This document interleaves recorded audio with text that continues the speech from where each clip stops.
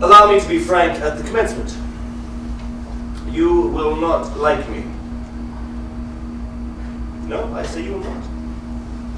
The gentlemen will be envious, and the ladies will be repelled. You will not like me now, and you shall like me a good deal less as we get on. Oh, I shall do things that you like. You will say, that was a noble impulse in him, or he played a brave part there. But do not warm to me. It will not serve.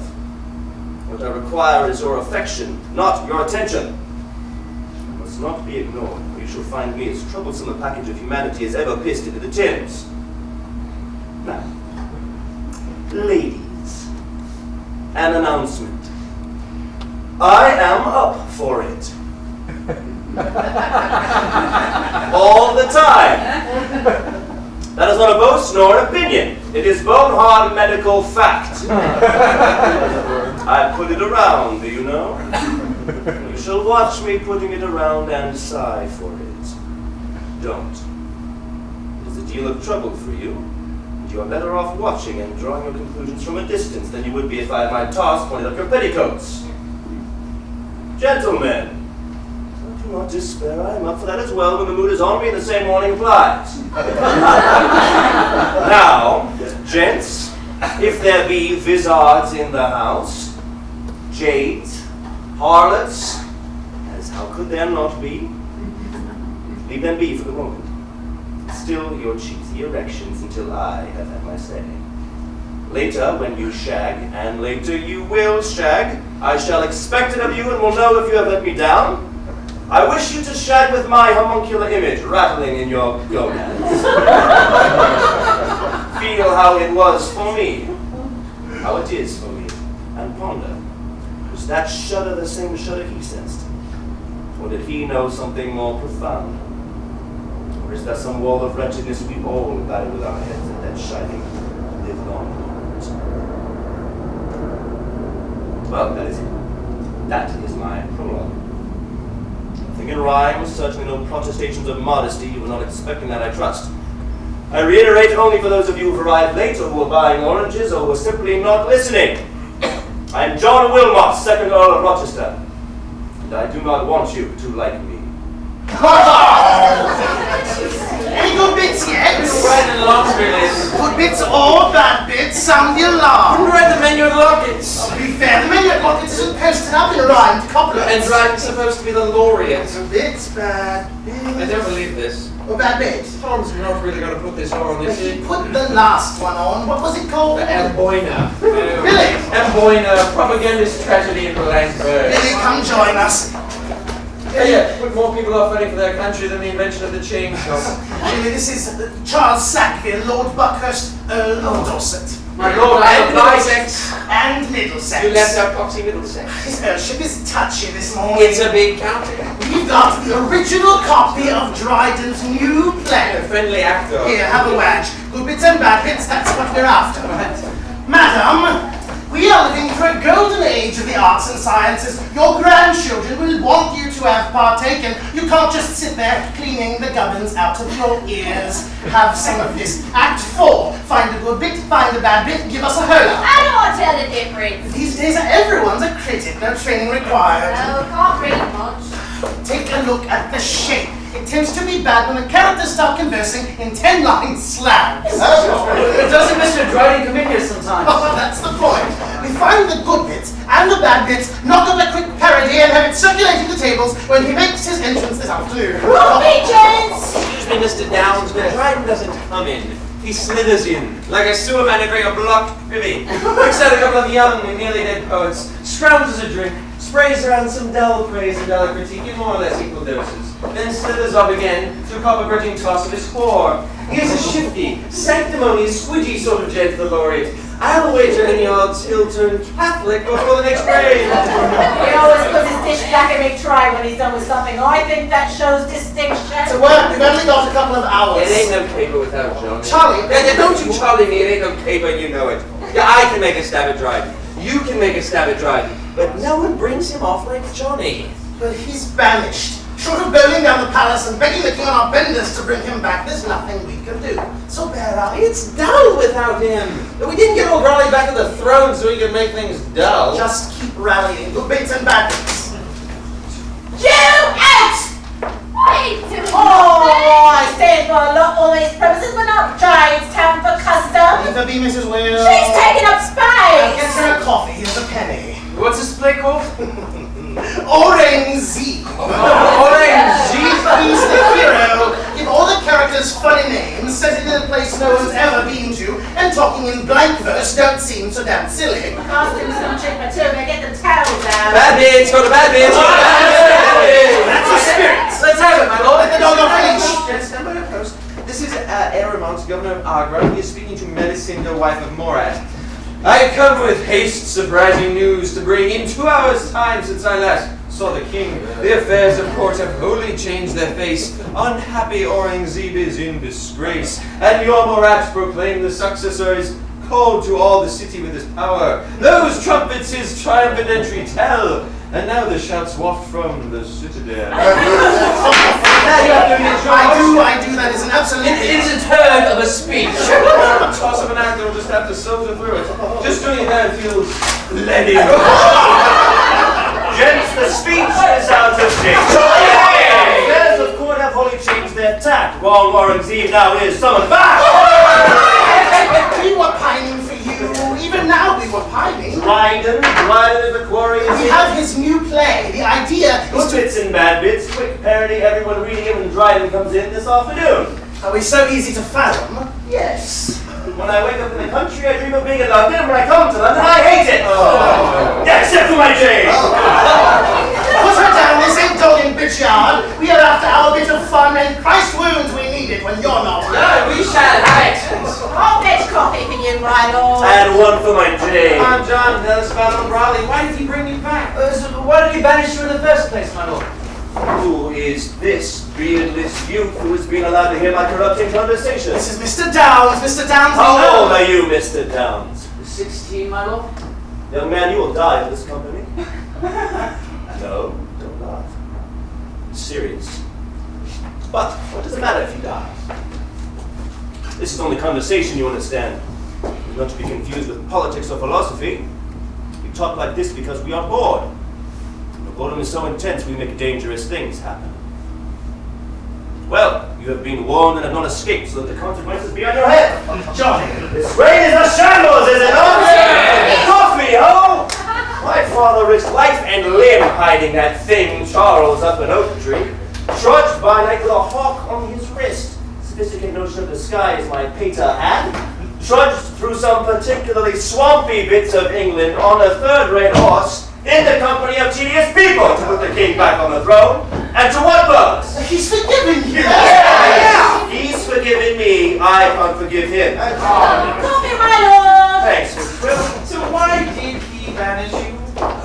Why did he banish me? Well, it is a fine morning. I am walking through the galleries. The king is walking through the galleries. I am splendidly alone. He is accompanied by a slow-moving troop of Mediterranean dignitaries. Ooh, the wife's family. And he must make a show of me. Behold, the Earl of Rochester, the gent, the wit, the poet. Pray, let us have some of your muse now. Well, what am I to do? I must not extemporize, what always turns out so bawdy. Then I remember, I have in my pocket a sketch of something rustic with nibs. I pull it out and deliver. In the Isle of Britain, long since famous grown for breeding the best cunts in Christendom. Rat me, thinks I.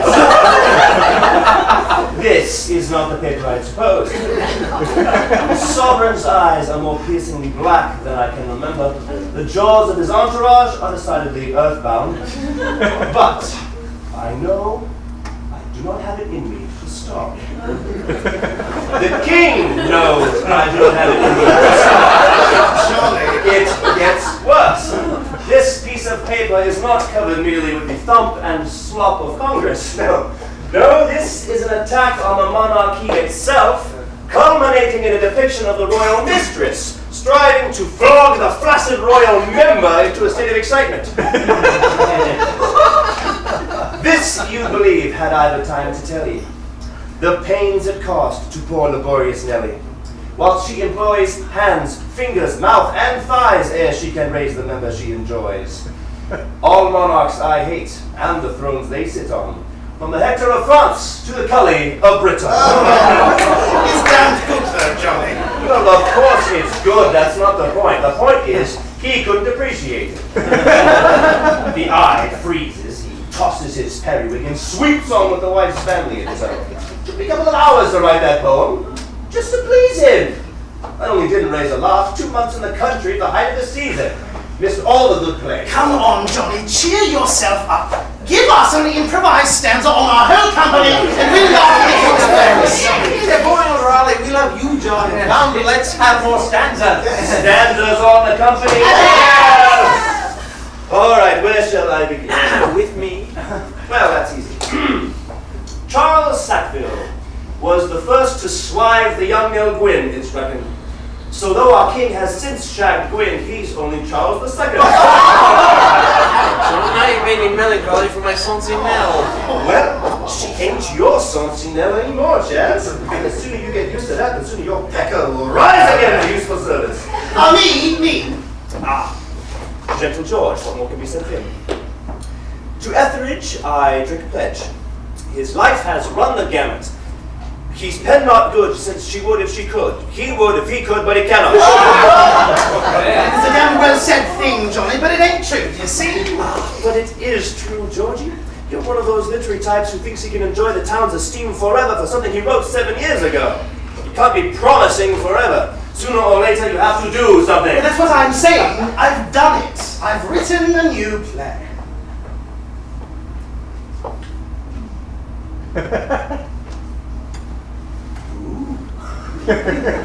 Written a play, has he?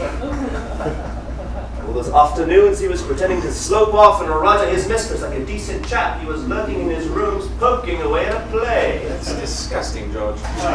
Disgusting and shameful. And come on, out with it. Tell us what it's It called. doesn't actually have a title yet. Oh, no title. It hasn't got a title or a fifth act. Will you mark the poverty of the rogue's understanding? He lacks the 2 things which will ensure success. A title to draw the crowd in. And a 5th act to send them away content. A man may fill the gap between these two mighty abstractions with any dross. What I do have is a central character. What's he called? Dorimont. Dorimont! My swoons, that's subtle. Don't tell me it's based on Dryden. Lots of Dryden, it's based on you.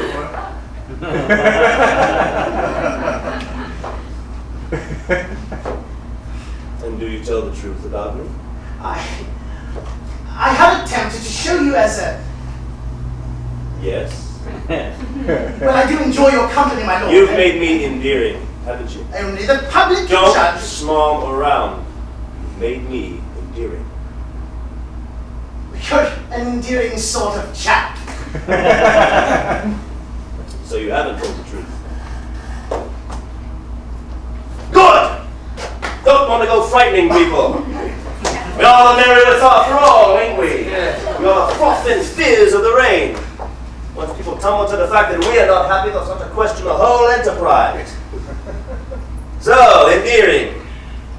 Well done, George. I drink to you. Only in coffee.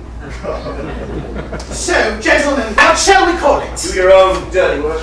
If it celebrates the work of my Lord Rochester, we should surely call it the poet. Good suggestion, or the philanderer. Band. How about the piss pot? John, The fellow fashion. Oh, Mrs. Will, I'm going to count you behaving so forcefully toward this drudge. On account of his dishonesty. Dishonesty? Well, my back was turned. This fellow owes himself 2 shillings, which I had a mind to pay the milkman who always calls on Tuesday. A thief and a rogue! My lord, you express it. Haven't quite got the hang of the rein, have you, Mrs. Will? Perhaps you haven't noticed, but since our sovereign Roger Supreme returned from France, what is it, 15 years ago? Your brand of puritanical nitpicking has been in decline. Tis a dishonest rogue. Your adherence to these outmoded codes of conduct is quaint and touching. Well, I will not employ a thief. Then I will, on your feet! How much was Mrs. Will paying you? 8 shillings a week, sir. Who talks of thieving? Here is £5 in gold. Go outside to my man. His name is Roland. He You will know him from his dismal manner and his sluice-gate nostrils. Tell him I am dispensing with his services, and that you, being appointed in his stead, should have his livery in exchange for your own rags. Go, see it is done. He will run off with the gold, and that'll be a lesson. I do hope so. If he turn honest after coming within my orbit, I am not the malicious planet I hoped. Mr. Downs! Reveal yourself. Do you think I dispense wisely in this matter? If the rogue run off with the gold, then you have proved the point, but it's your loss. If you return to your livery, then you've gained yourself a servant who is a proven cheat, so you prove at different points, but again, at your own expense. You summarize well, Mr. Downs. In such a manner, I deduce you were trained at one of the Count the Angels on a pinhead Cambridge colleges. King's, was it not? It was, my lord. King's, yes. And yet, or possibly and so, you do not derive the general moral of the incident. Which is that any experiment of interest in life will be carried out at your own expense. Mark well. What? Your return? I am, sir. And where's the money? I gave it to your fellow and cashiered him. Then you are turned honest, and I cannot support that. I regret the deed's honesty, my lord. But I considered that if I performed it and fell into your service, I should have more enjoyment of life. More enjoyment of life! See, this fellow has the hang of the rein. Yes. I like this fellow exceedingly. What is your name? Allcock, sir. Better, man, better. Like master, like sir. Go at once and take this money and spend it on a whore. No, not Jane. A large and greasy one. And when you are done, return here. Be gone! Perhaps I am getting on, but it does seem a trifle early for that particular indulgence. Well, he'll never be my servant if you don't understand excess. Hey, You what? the papers you give me found a good bit. How do you know?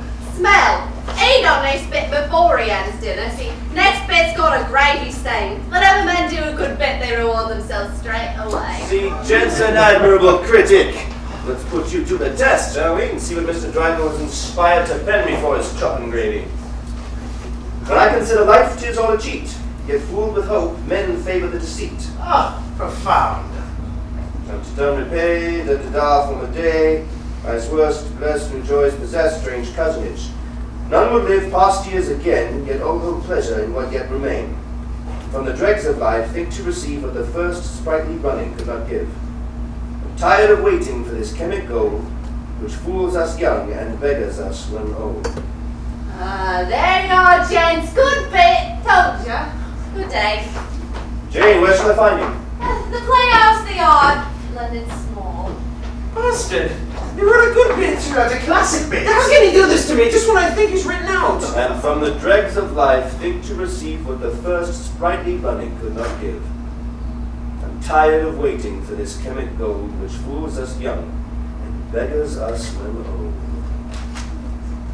Well, gents, you came to mock the laureate, but he marched away with the bays. Would sober a man, would it not? If a man could but remember how it was to be sober. Bear up, Johnny. Racing at Epsom tomorrow. Tomorrow my wife and I are invited to Pall Mall in St. James Park. Your wife? You brought your wife to London. We have to sit for our portrait. Immortality which I would dearly avoid, but my mother demands it. But for now, gents, I long to see Otway's new play this afternoon. Oh, let me show you. Osway, I do find it invigorating all these new young men coming into the theatre. I have high hopes of Tom Otway. Mr. Downs, will you come with us? Oh, I will, my lord. I love weather play. Mr. Downs, you have a dying countenance. But no matter. First to the inn and then to the playhouse. To the playhouse!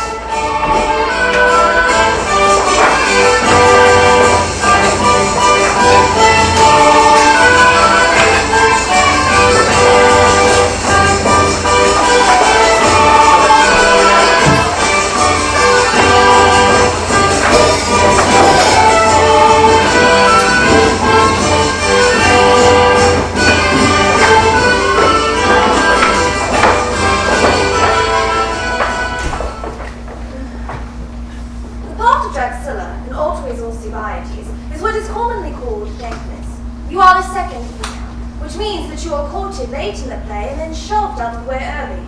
The most important thing to remember is that the level of your passion must never rival that of Mrs. Betterton, who is, in the play, your best friend. If Mrs. Betterton's soul is in torment, then Elizabeth Barry's must only be in mild distress.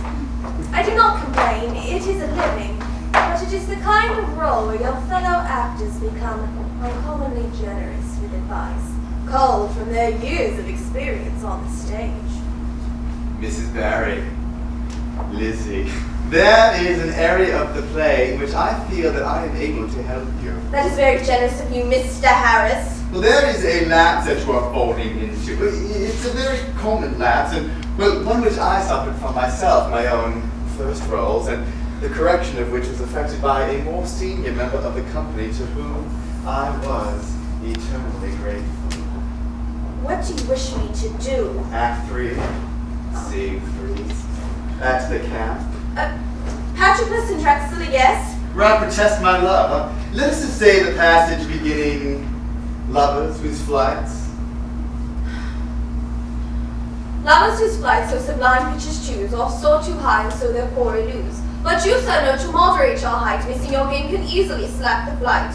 Such things you say is meant a common flame, but my desires have a far nobler aim. Religious honor and a zeal, that's true, raised by that deity to which I sue. No, those who do deities their offerings may make their justice in an humbler way, not in confidence of what they give, but modest hopes of what they shall receive. You see, Mrs. Barry, you must show me the idea of modest hopes. Excess of the modest hopes are not mine, they would be yours. It makes no difference. It's the modest hopes of the devout supplicant that possess the audience at this particular moment. But I am seeking to deter their love, am I not? Should I not show them that? No, Lizzie, no, modest hopes. Oh. Show me modest hopes. Again. Those who do deities their offerings may make their justice in an humbler way, not in confidence of what they give, but modest hopes of what they shall receive. Lizzie, good. Modest hopes, you must paint them a picture of what you are saying. Miss Harris! I know you might have to know over this entire today, not feeling the best to have in the controversy. All at one beginners to your places! Mrs. Barry, that is a dress you are wearing and not a collection of dusters.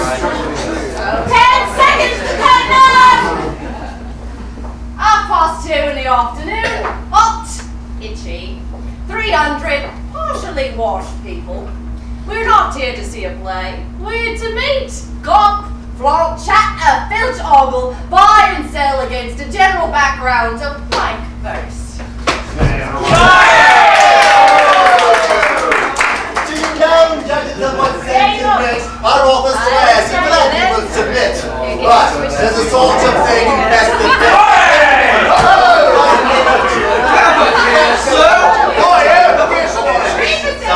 I don't know you are! And what do we do here? Hey, let's go on there! It's gone until he puts in order, so he coughs, and out he struts.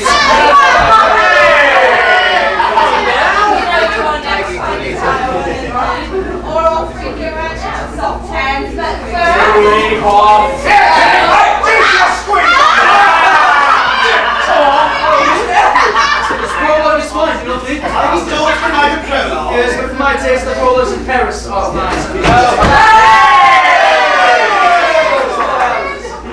Wit indeed has been a stranger of late. Monks and pretenders, they're not so strange as that. Both houses too. So long the fast have known that curious nonsense goes most glibly down. Thus, though this trifler never wrote before, yet faith be ventured on a common score. Since nonsense is so generally allowed, he hopes that this may pass amongst the crowd.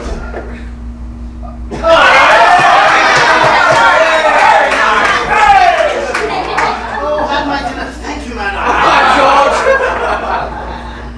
It was a quiet afternoon until Mrs. Barry appeared. It's not just that she was bad, no, she was worse than anything I'd ever seen. But there was a superior they could not be born. Serving you my happiness secures, I'm only something by my being yours. The pit went for like a dog to a raw throat. Come now! Since you lose yours, my hopes were crossed when you no lover, I a brother lost. She still took it.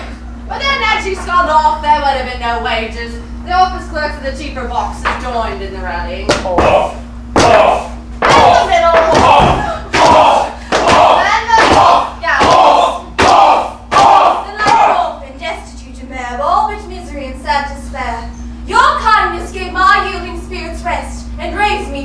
In your breast, then ought I not in all my soul resign to ease her griefs that kindly pitied mine.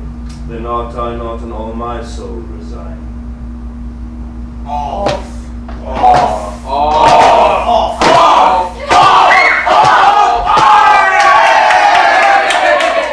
I almost felt sorry for the stuck-up bitch. Yes, I know! How did you know that? I know! And if you know then why you persist in doing the opposite? Because you are so lying when before. You are so who thinks they are above it. No, they are not above it. What they are above is themselves. If girls like you do not do what they are told, then it is all up with our sex on the stage. You cannot ignore the advice of them that know. Them that know because them that came before told them, and if them that come after do not aid, then there will be others as well. And this is a note from Mr. Betterton, which I suspect says as much.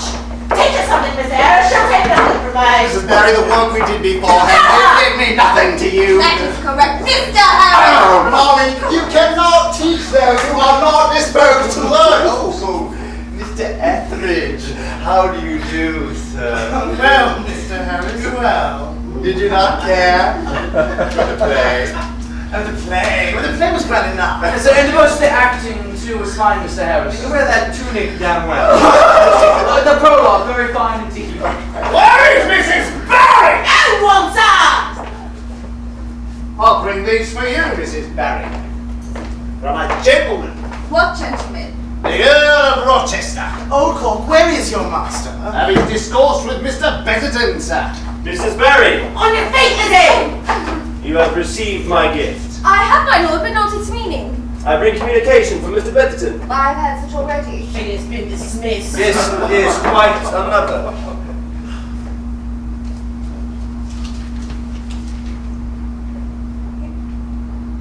You obtained a reprieve from me? Yes, madam, but there is a prize. What prize? This is your first season on the London stage. It is, my lord. And how are you enjoying the work? My lord, why do you make me an object of your fun? You do not please the house and you know it. They goad me worse each day. And what is the use in pleasing apes? Please me. What need have you of pleasing others? Speak me that speech again. What speech? The serving you, I will hear it again. Now, that is the price of your reprieve.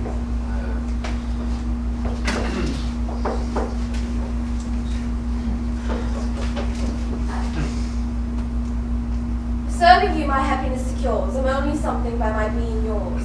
Since equally with yours my hopes are crossed, when in your lover I a brother lost. Then like an orphan, destitute and bare of all which misery and sad despair, your kindness gave my yielding spirits rest, and raised me to a dwelling in your breast. Then ought I not, in all my soul resign, to ease her griefs, that kindly pitied mine. Then ought I not in all my soul resign. You perform that speech with such a sense of truth. Thank you, sir. And yet I would have discourse with you. Yes, my lord. I mean, on the subject of your acting, I have much to impart to you. I shall be thankful for it. First of all, Mrs. Barry, you must acquire the trick of ignoring those who do not like you. In my experience, those who do not like you fall into two categories: the stupid and the envious. The stupid will like you in 5 years' time, the envious never. You are already the most fascinating actress on our stage. With my training, you will become the best. I shall come to the theatre again tomorrow. Come as you wish, I'm always here.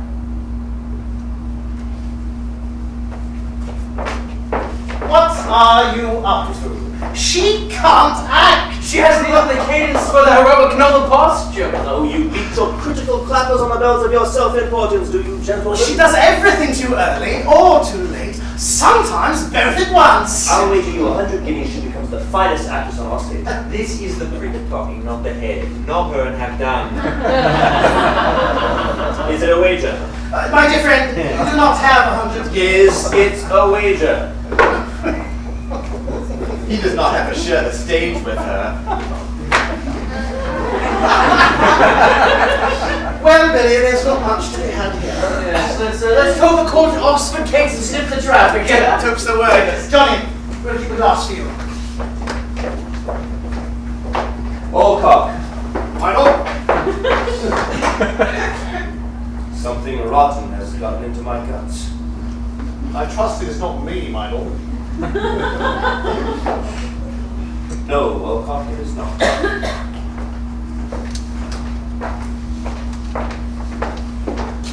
The name of the game, pell-mell, is derived from two Italian words. Palla, meaning ball, and malio, meaning man.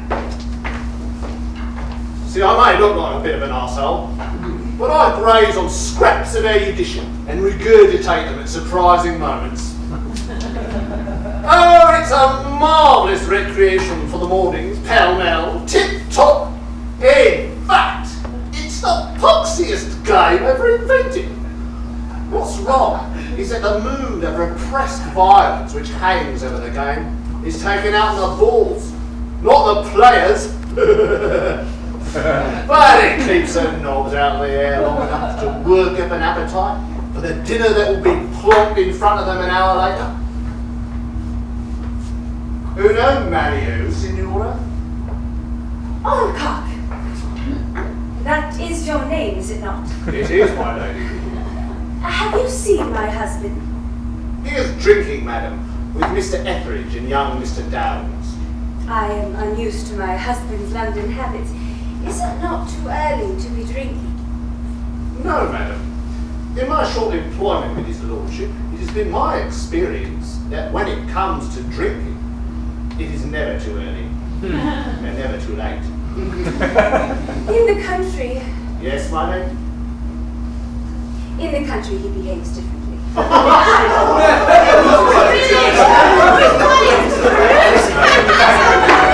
The king!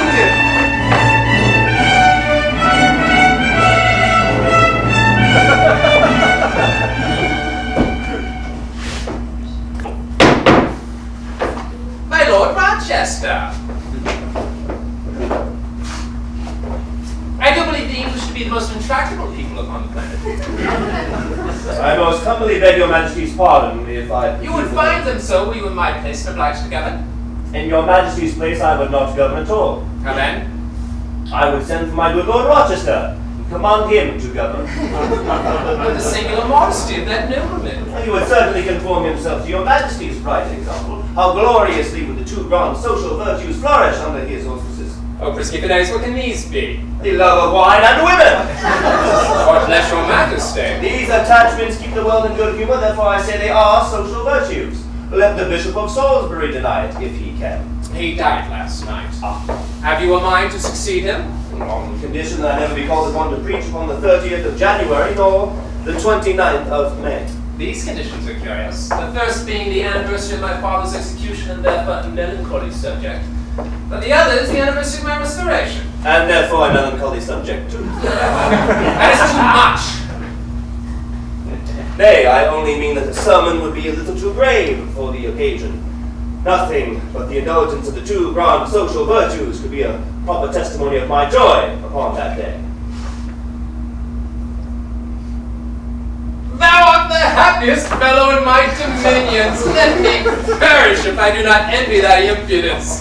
But Buckas, pick the teams, by your rank, you must be the other captain. Oh, I will have this one on my team. Gather around, gather around. It's it!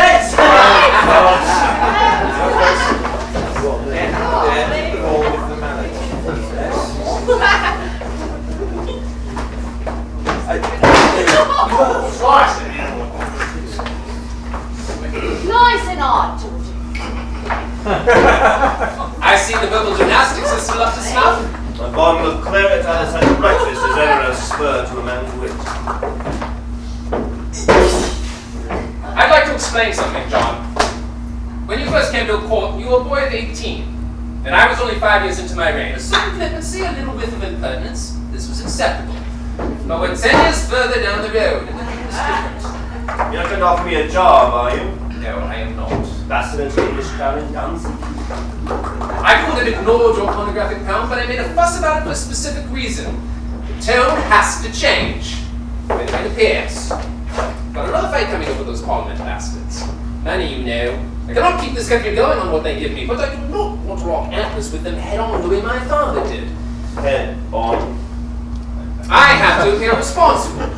So, I want you with me. I want you to take on a new role. At the Playhouse? No, the House of Lords. Between our families, there's always been duties and rewards.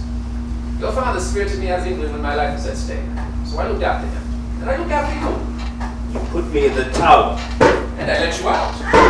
That's a fair old poke to wait. All in the hips, Jane. But how do you get it up in the air? Ballistics. The time has come to pay your dues. You can scribble your lampoons, you can write your wars. You can keep in the background. People listen to you. I want you on my side. Anyone can oppose. It is fun to be against things, but there comes a time when you have to stop being for things as well. What do you want? Oh, fine. Shot, my lady. Oh, how you flatter. I want a poem, a play, something of substance. You are better than all of them. Try it and send me the whole gang.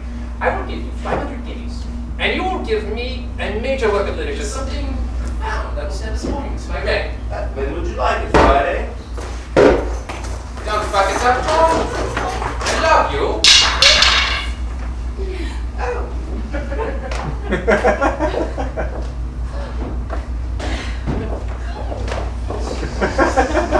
should mark the front line at Albulario for Barber. I had always thought it a foolish game. Depends who you play it with. Is it not irregular that the king plays with a common prostitute and not his wife? The Portuguese have little flair for outdoor pursuits, except navigating, of course. I mean that the etiquette... I know what you mean! You must always be ace, king, and jack, my dear. But heaven has not disposed your cards so. You are not happy when I am with you in London. I am happier than I know. The circumstance of this visit. The playhouse. Something passed at the playhouse. The playhouse made me melancholy. Why? Because I do not take the pleasure in it that I once did. Your eyes shone on your return. Only because I had seen my friends. Well then, you must make the pleasures you have do and not yearn for the pleasures that are past. I hate the thought that any pleasure may be past. It is not for you to love or hate, but for you to know and accept. The loves of 8 and 20 cannot compare with those of 17. You must love what is near at hand, and not hanker after what is distant. Yes, I must.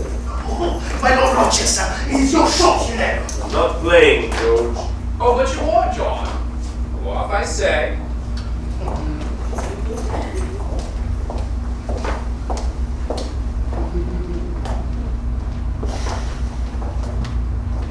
He had gathered a party of armed men at Charing Cross to ambush me. I was 18 and worth £2,500 a year.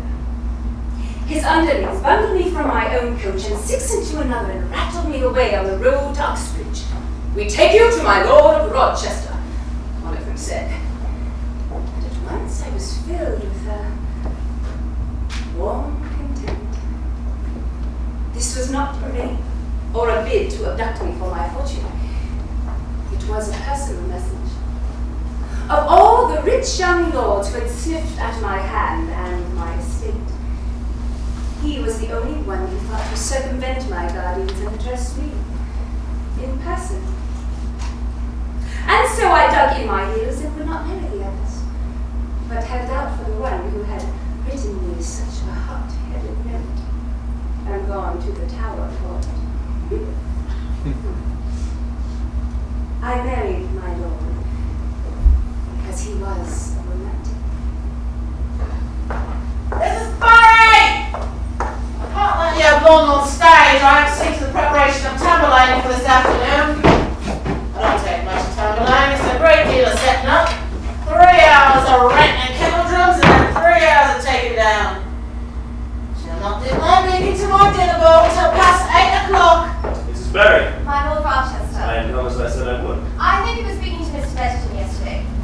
I'm a patron of this theatre, it was my duty. No, my lord, I'm indebted to you. Are you not sad to be returned to London? The country must be very fine now. It is the spring. It has many irritations as well. Now, Lizzie, I am come to further your training and I will make a start.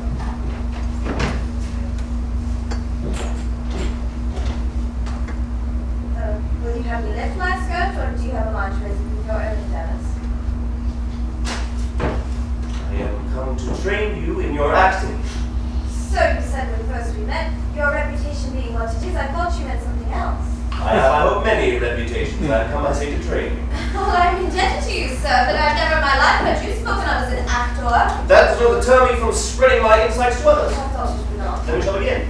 It seems we shall. You are familiar with the plays of Mr. Etheridge? There are but two, my lord. Not for long, I fear. Come on, revenge. You have seen Mrs. Benton playing Graciana, Yes, I'm not understudy. and you have an opinion of her performance. Mrs. Benton has a very pleasant speaking voice. Indeed. Act 2, Scene 2, I shall play both of them. Graciana, why do you condemn your love? Your beauty without that alas will prove but my destruction. An unlucky star, prognosticated ruin and despair. Sir, you mistake. 'Tis not my love I blame, but my discretion. Here the active flame should it alone the time have been concealed. Too soon I fear it was revealed. Our weaker sex, glorious in surprise, we boast the sudden conquest of our eyes. But men esteem a foe that dares contend, one that with noble courage does defend a wounded heart. The victories they gain, they prize their own hazards and their pain. Graciana, can you pick me if you like? That wasn't Elizabeth Mary, that was Mrs. Benton. An understudy must imitate, not create. Yesterday you created. Yesterday I was But dismissed. you played truthfully. It costs too much to play the truth. I do not think you have considered this speech at all. I carry 34 parts in my head. The task was learning, not to consider it. Then let us consider now. What does it mean, this speech which Mrs. Benton mangled so? You must not decry Mrs. Benton in this theatre. Will the roof fall on me? Is she the god within these walls who will strike down unbelievers? How would you have me do it? I ask what is the speech's meaning. Graciana's meaning is, she means that she has given away the secrets of her heart too freely, a thing that a gentlewoman must not do to a gentleman. Why not? Because men take love for granted and then not prize it. And is our offer right? Do you believe that? I believe that men are hoes that must be negotiated. Is that all? You never feel passion for us? I have counterfeited passion in several beds, if that is your meaning. Counterfeit will not serve you on the stage. Yesterday I was jeered and taunted by 400 ruffians. I know it will not serve me. And so you'll take their word against both of ours and traffic and falsehood from now on? I don't know. Then let us gain knowledge. The speech again. Play it sweetly. Graciana is not innocent, or she would not have such insight. If you had ever loved a man, you would say that speech with regret because you would fear the loss of him. Supposing I have loved and not told you. Then show me the speech, prognosticating ruin and despair. Sir, you mistake. 'Tis not my love I brave, but my discretion. Here the active flame should give a longer time have been concealed. Too soon I fear it was revealed. Our weaker steps, glorious in surprise, we boast the sudden conquest of our eyes. But men esteem a foe that dares contend, one with noble courage does defend a wounded heart. The victories they gain, they prize their own hazards and their pain. Well, was there improvement? Did you think so? I wish to know your thoughts. Well, it was better, but now you're too damned angry. Cause I'm fucking angry! Welcome to this theater in your 30-shilling shoes and you tell me how I should think about my work. Well, I warn you now, I have a temper, and I've been known to strike out with the first object to hand. If it be a property played, we'll send our sharp edges in his equals, so have a care. To die on stage at the hands of a lovely woman. I am no such. I think I can make you an actress of truth, not a creature of artifice. I can do this, but I cannot train you unless you give a little towards me.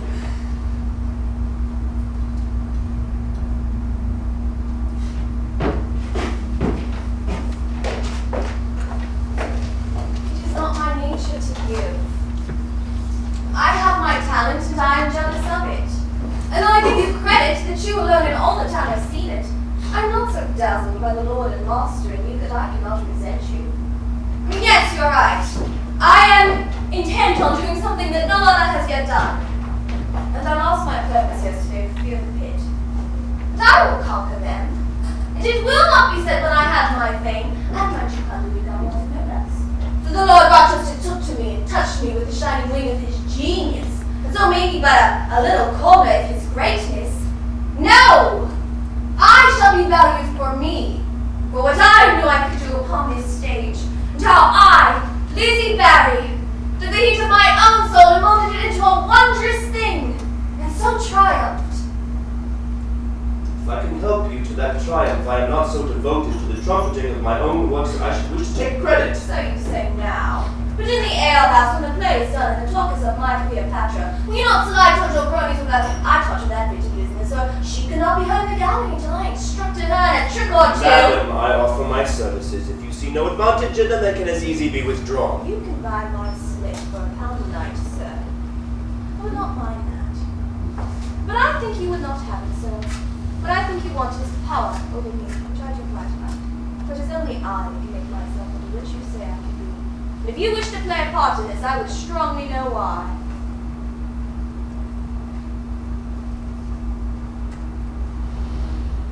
I want to be one of the multitude. I wish to be moved. I cannot feel in life, so I must have others do it for me here. You are spoken of as a man with a stomach for life. I am the cynic of our golden age. This bounteous dish which our great God and our great Charles have in more or less equal measure placed before us sets my teeth permanently on edge. Life is everywhere undone by arbitrariness. I do this, but it matters not a jot if I do the opposite. But here, the playhouse, every action, good or bad, has its consequences. Drop a handkerchief and it will return to smother you. Outside the playhouse there are for me no crimes and no consequences. Except in the eyes of God. God is a thing men have made to fright themselves with. Once frightened they find meaning, like children playing in the scarecrow's field. I am not to be frightened. I shied my stones at the scarecrow, he is struck down and I am not. But you are not content. Contentment is the drug of fools, I think the truth. The truth is that we are animals scratching and letting under an empty sky. Here in the playhouse, we can pretend our lives have meaning. The pretense only holds if we are given the truth. That is why I wish to see you shine upon this stage. That is why selfishly I wish to train you. The theater is my soothing drug, and my cynic's illness is so far advanced. My physic must be of the highest quality. Well, my lord, upon those terms, I shall endeavor to do what you want. What I want is that we meet again tomorrow to consider a feud. This is for a wager, is it not? I'm the filly you put your shirt on. You are a damnably suspicious one. A filly then, if you wish. We'll study the mad scene. I would have you mad.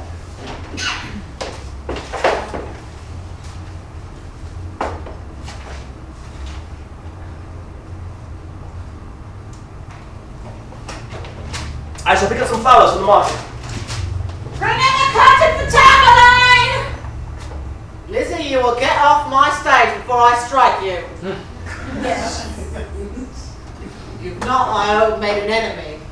I trust I have not made a friend.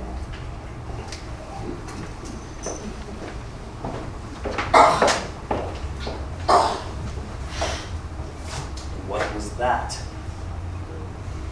To arrive on the scene of Goliath. Could it really? Touching the head, the hearth of cards, unsure where the stone had hit, but sensing in every part its fatal sting. Something in Elizabeth Barry's manner spoke with great certainty of the final four-poster. But there is a place in London dedicated to the cauterizing of even such fatal wounds as these. My top boots knew the way there of their own volition. They followed the path to dog and bitch yard.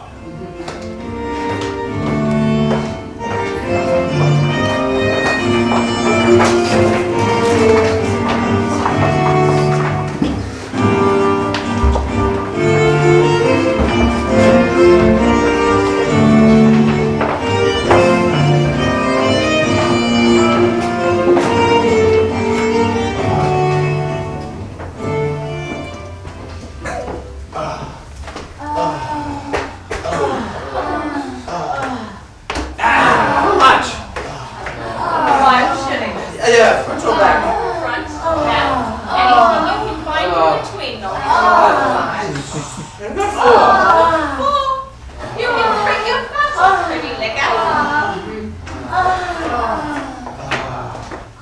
Jane!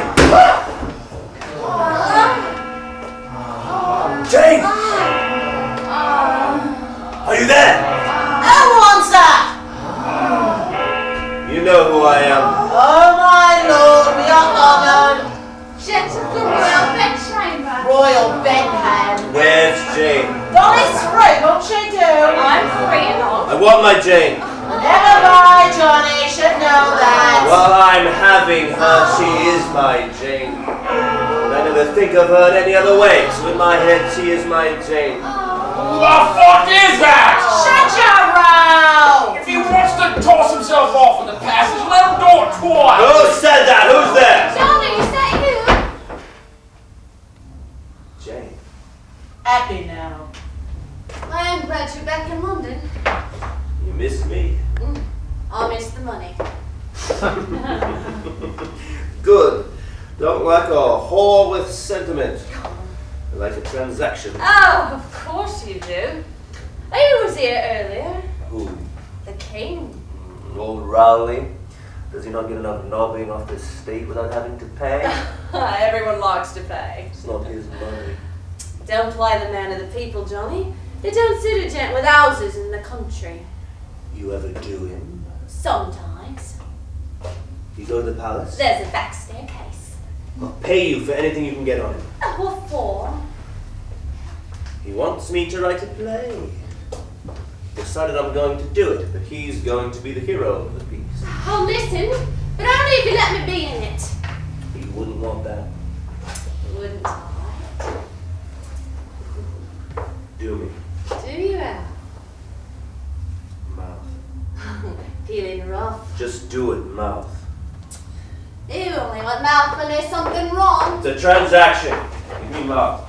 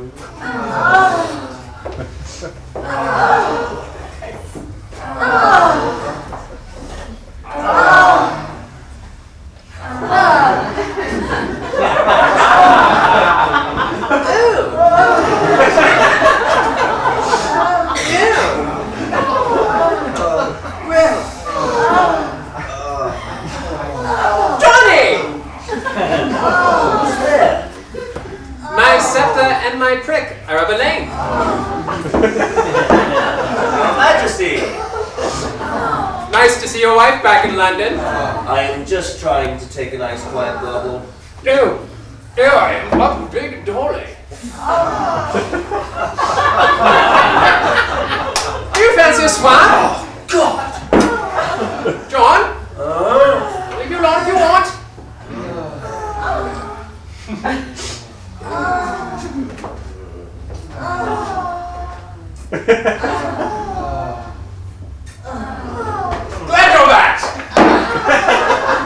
Thanks.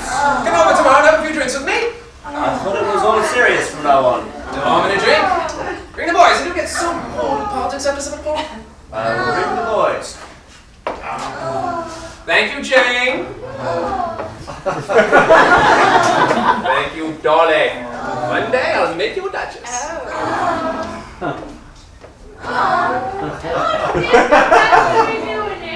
Give it your best, Jane. Trembling, confused, despairing the limber dry, a wishing, weak, unmoving lump This dart of love, whose piercing point oft tried with virgin blood, 10,000 maids have died, Now languid lies in this unhappy hour, shrunk up and sapless like a withered flower. What's that? Just quoting myself. I had the feeling this is going nowhere. Have that feeling too. Not likely, Johnny. Met this woman, actress Susie Berry. Oh, she ain't no looker. There's spirit in her. Oh, God, John. When you start looking for the spirit and not the eyes or the tits, then the gent is in trouble, believe me. Button me. Not the man I was wont to be. Oh, it's nothing. You're still king of them all, just you've been drinking tonight. I've been drinking 3 years. I blame Thomas Hobbes. Innkeeper? Philosopher, but the effect is much the same. Would you call me a cynic, Jane? I would call you a man who pretends to like life more than he does. Does that make me a cynic? Just a mall sack, no 2 questions. Tell me this. If I am a cynic, how have I fallen in love with a plain woman whom I do not know? You saw her on stage. All the colours and the poems, they say, gives them a glow. You seen her out in the theatre? No. Oh, that's you then. They say men fall 3 times. First takes calf love. Second is the one you marry. Third. Yes. Third is your deathbed bride. Snip her, snip your own shroud. How you have cheered me, my dear. Oh, sleep and forget. I don't want to sleep. Go home. Lie down and think. Don't want to think. I'll never want to think again. Here, have some money. Oh, you give me already. Then I give you again.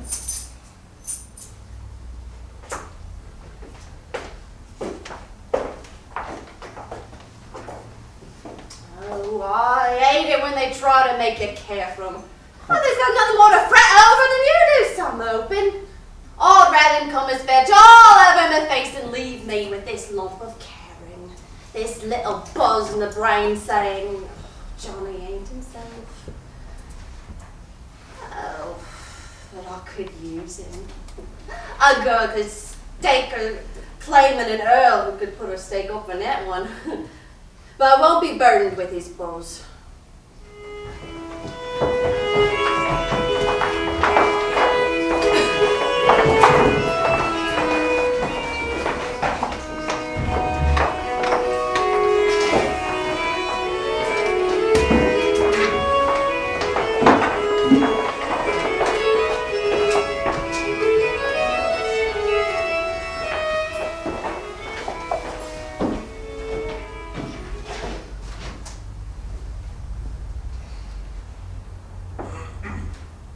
I remembered in the night why I do not care for love.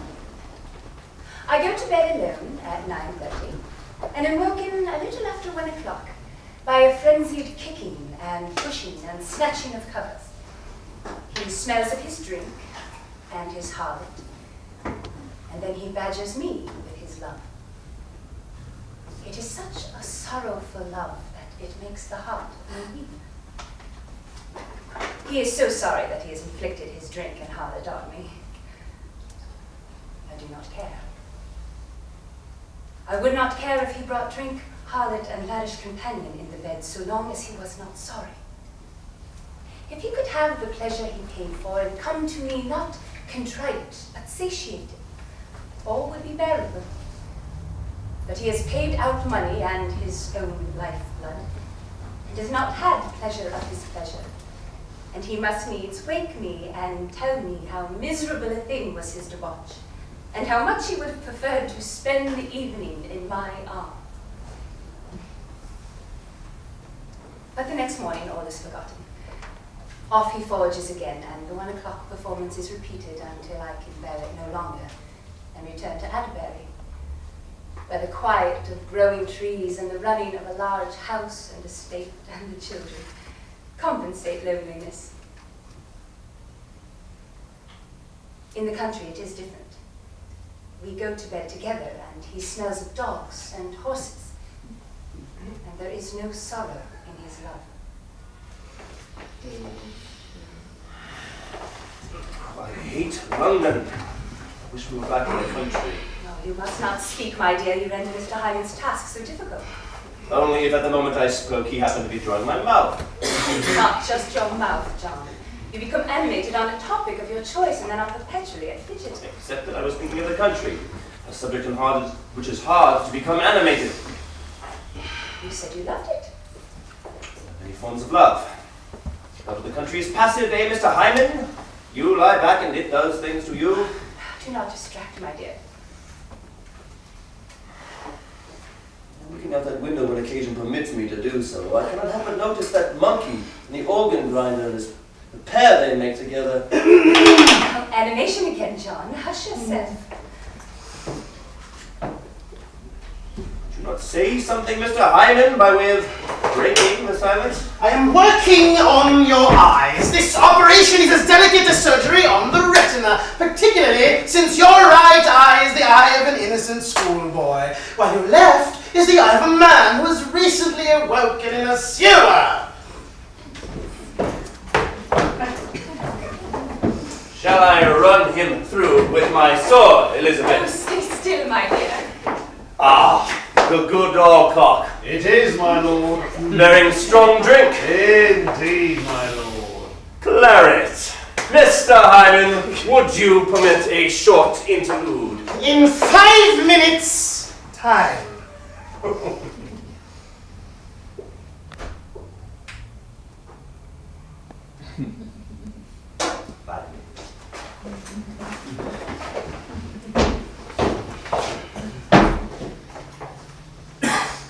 Here's another thought, Hyman.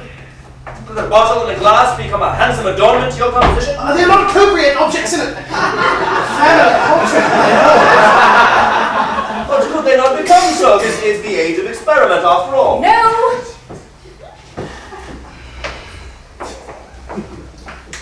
Here's another thought, Hyman. Look, I have an excellent composition in mind, better than this one. You see that monkey dancing yonder with this organ grinder? If you have observed these creatures, you cannot fail to notice how human they are. I conceit is this: to sit the monkey upon a pile of solemn volumes, and for him to hold in his hand a scrap of paper as if it were a poem he had written, do you see? And while he is offering me the poem, I am crowning him with the bays. Is that not a most excellent fancy? I find Lady Rochester a more elegant and interesting subject. It's all like the point, sir. Elegance, interest, all very well in their way, but what do they illuminate? We can all hide beneath periwigs and extravagant dresses and discourse on the Italian gardening tradition, but what are we? Am I not an apt partner for you to sit with? You have missed the thrust of my remark. It is no matter. Am I not apt? You are apt, Elizabeth. You are very apt. But you would prefer a monkey. You would rather be painted with a monkey. Really, Elizabeth, it is of a muchness that you are both very apt in your different ways. Wherein does my aptness lie? It was a flippant observation. In flippant observations we may find much truth. We laugh at the monkey's tricks because they are so close to our own. When human affairs are carried on at such a nonsensical rate, I think it is a fault to laugh at the monkey's condition when I compare it with mankind. We sit here in our finery so that our grandchildren can point us out to strangers, but it does not tell the truth. In this portrait, I am no better than a monkey who knows the name of his ancestors. And I? A gaudy female monkey gloating over the opulence of a cage.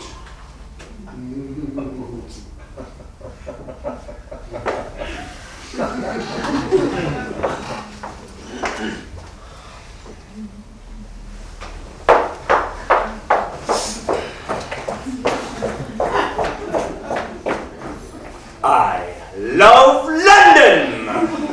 Everyone catches its generous spirit so quickly. I do not mean to upset people all cock. It's not a plan I carry with me. But I must always speak my mind. Because what is going on inside my mind is always more interesting than what's outside my mind. If I cannot connect the two, I shall go mad. Do you see? It makes you impossible to live with, though. You see? Well, Cox, did I praise you for your blunt manner? it was your reason for employing me, sir?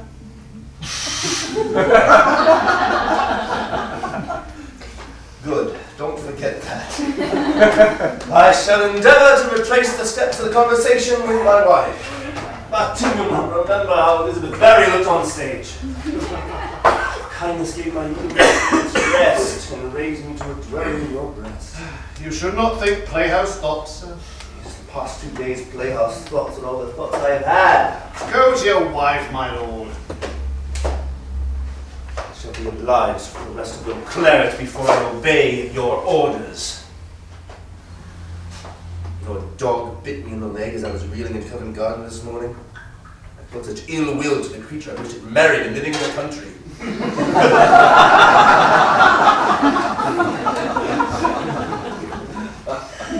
All come. My lord. Do it.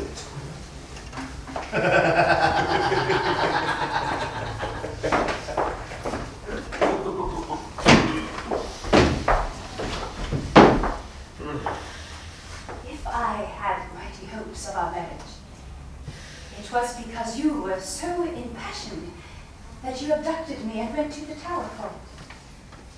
I had never expected so much of a man. I was not to know that this would be the best gesture of your love. It was the most hot-headed. It was the best. It made me believe it was me you wanted and not my estate. Had you been a papa, my love would have been more severely tested. You know I always mean it to be well when we are together. After a few weeks, I find I have no gift for it. In my mind, I am always somewhere else. Then cut me out of your heart completely and have done. I think you only hold on to me to remind yourself that you once did have such a thing as a heart. You despise the king and his politics. You hurl your lampoons at the court and your companions, and you turn your back on God. Do not exempt me from your contempt any longer. Treat me the way you would treat the rest of the world. Do not command me to do something that is beyond my power. Sometimes I fall to thinking, is the fault to be laid at my door? Were I a better wife, you would have better character. You would not need the whorehouse and the inn. There is no man born has no need of the whorehouse and the inn. It is sin, John. I know you despise me when I speak in this way, but you are daily worn away by sin and ungodliness. You turn your back on God for the same reason you turn your back on the king. Because you cannot allow of a power which is stronger than yourself. When one day you realize your own weakness, you will change your mind and perhaps become a more supportable companion. Na-ni-na, na, na, na-ni-na, na, na, na-ni-na, na, na.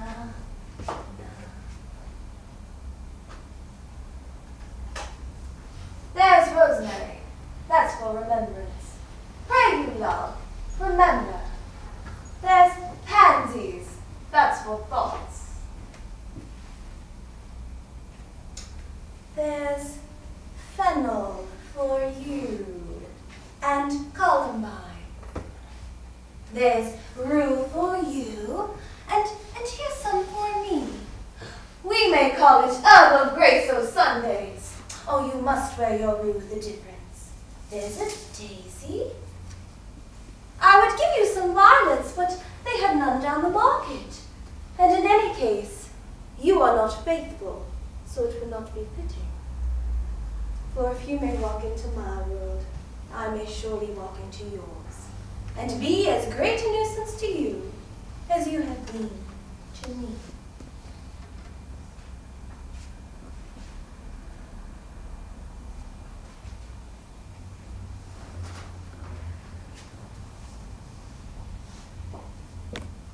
Na ni na, na na na ni na. How refreshing is the company in this town. She is a playhouse creature, is she not? Actress. And when your eyes showed the other day, they were shining for her? They were.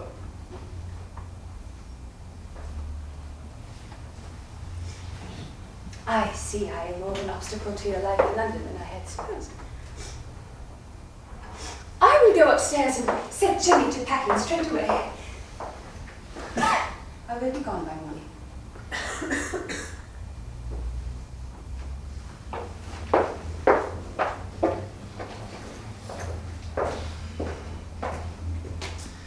Your man asked that I return to draw you alone. Craving your indulgence, yes. That is what you wish. That is how I shall work. Ah! Excellent fellow, Alcock. How much did the organ grinder require? I gave him £10. £10! A fellow has parted with his lifelong companion for the price of a periwig. Now, here's a lesson in gentlemen, is there not? Please, Mr. Hyman, immortalize us.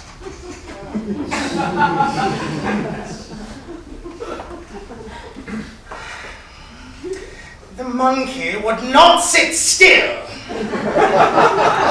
Soiled beyond repair 4 handsome volumes of Pliny the Elder and shredded much of Sir Philip Sidney. It was a mean and loathsome afternoon's work. And yet that winter, when I finally finished the portrait in my studio, I was struck by its truth. Of all those bewigged men I painted, bothering posterity with their long faces, he is the only one aware of his own absurdity.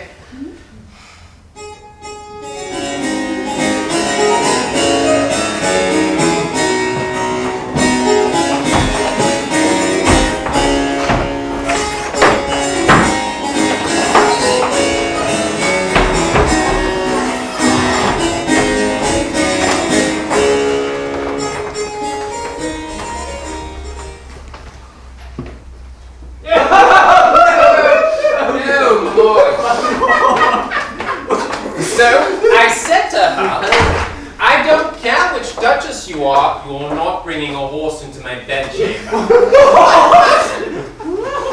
Thus far, go with you, gentlemen, and please no more. Oh, the fresh air begins to dander up his heart. My wits, my spots, we have caroused, have we not? We have. Poor Nelly, just dozing off, and the great royal nudger shoves you from the arms of Morpheus. But you know the difference between us, John. At 7, I'll be on the tennis court, and by 8, I'll be running this country again. Where will you be? I shall be in my merry bed, striving to become your conscious subject. I wish you well of it. Good night, gentlemen. Good night, Your Majesty. Give Nelly one from all of us. The king? I took wine with the king. Talk of Nelly, but you don't know. I had her before he did. Anon in star. He called me Billy and spoke to me on the subject of farmer watches. 17 years old. And he listened to what I said, how I always wind mine up using the thumb and third Breast finger. as firm as the oranges she so Nodded as if I had splattered something sane. Such hair. The skin lactescent in all Her probability. skin lactescent. Somebody do something with him, George. I suckled there like a hog on a trough. Charlie, let's go to Dog and Bitchyard. That nice Dolly Mossop, a snatch figure. You'll just about manage. I don't want Dolly Mossop! Oh, I know! Oh, Dolly Mossop! Has anyone got me money? George will pay. George makes money out of writing. Not something a real gentleman should do. Mind you, make money out of writing. Like sending your wife out to sell oil. It's too late to go and fuck Dolly Mossop. How can it be too late? Yeah, by now she'll be into the double figures. I hate it when they smell more of man than they do of woman. Late? It's not late. It is late! Johnny, what time is it? What time is it? You're standing next to the most sophisticated timepiece in all of Europe. You tell me. It's a sundial, shufflehead. We're in the dark. Let me peruse this device. I am not so much an alley as the rest of you.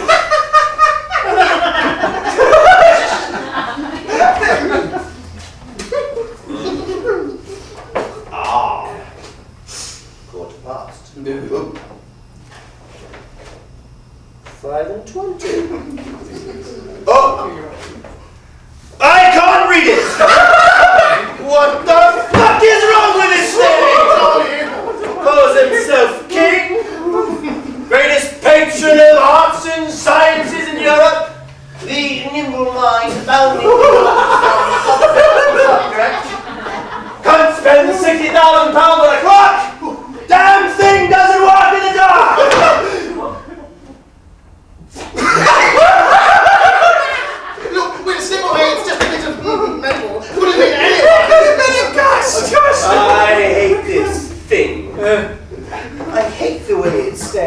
fucking the sky, fucking time! Yeah.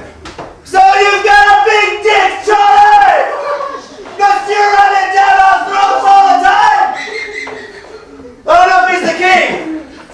There must be nothing left for anyone else! He wants the lot! I want home of this committee tomorrow morning. Are we, gentlemen, or are we not? Are we prepared to see our sovereign ravishing the rosy maiden time with his big brass? What's it? I'm with you! Tumble it down! Tumble it down! Double the king down! Down! Time and king! Time down! Kings and kingdoms tumble down! Tumble down! Kings and kingdoms tumble down! So shout now! Kings and kingdoms tumble down! Tumble down! Tumble down! Kings and kingdoms tumble down! So shout now! Kings and kingdoms tumble down! Tumble down! Tumble down! See that! Come on, to the end of caper! no, I wish to trample his dick to death! God spotted us! I'm not finished! Don't interrupt me, Georgie! Kingdoms tumble down, tumble down, tumble down, kingdom tumble down!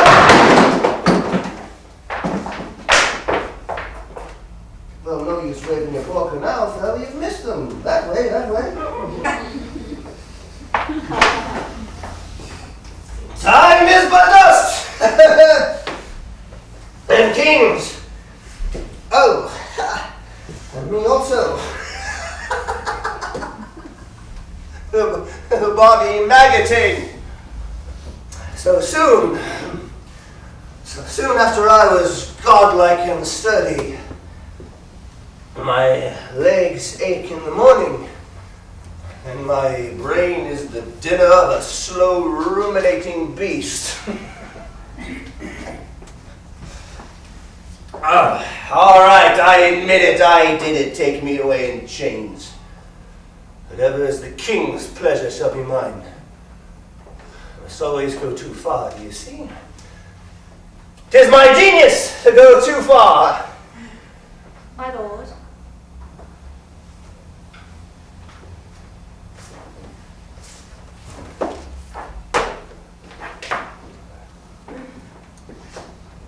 What passed between us this afternoon when I came as Ophelia?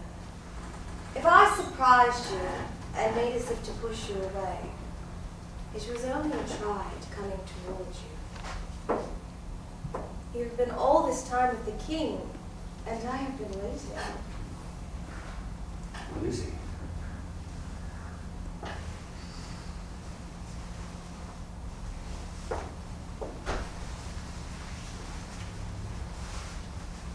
Cold?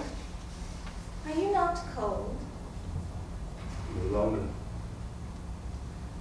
Was there not something here at one time, some monument? No, not here. There was nothing here until now.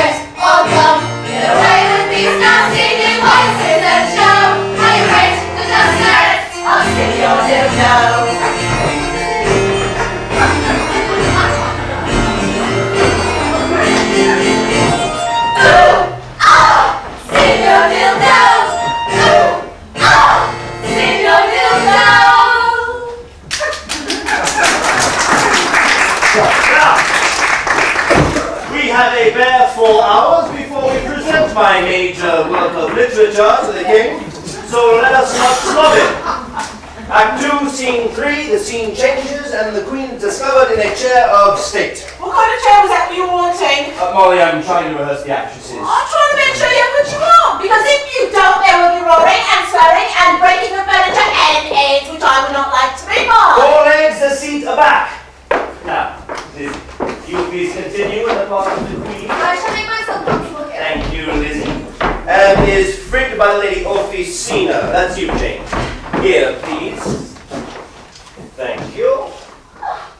Come on. All right. All the rest are pulling out their dildos and frig in point of honor. Who's all the rest? Mr. Downs and Mr. Etheridge are even now recruiting some young ladies of Windsor to fill these trifling parts.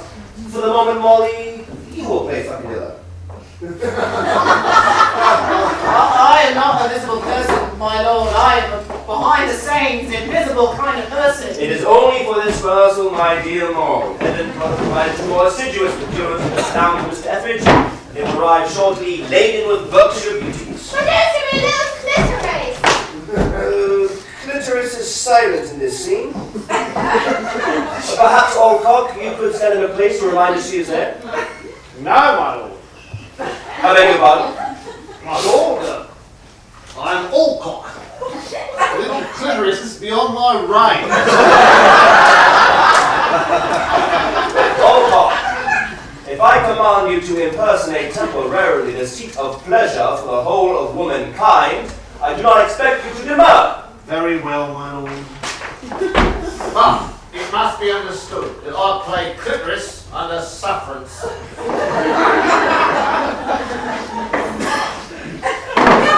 A small question at this juncture. Yes, Molly. Are these the dildos we are to be using for the performance? They are inadequate. I should provide more suitable items from my personal collection. Oh, it's a very fine collection. I am relieved to hear those words. Am I not in this scene? You are not, Mr. Harris, but if you could watch and learn, I shall be indebted. Shall we make a start? We're most damnably miserably sorry, Simply Tony. couldn't do it. Couldn't find one thing I want, and never mind two who might fit the bill. I need 2 more women. Porters out of fashion as gentlemen ushers. What are you for? Drinking, smoking, cursing, and quarreling, supra omnia, wenching are the attributes of your particular kind of gentleman. Windsor is a quiet town, my lord. Allcock, you're on.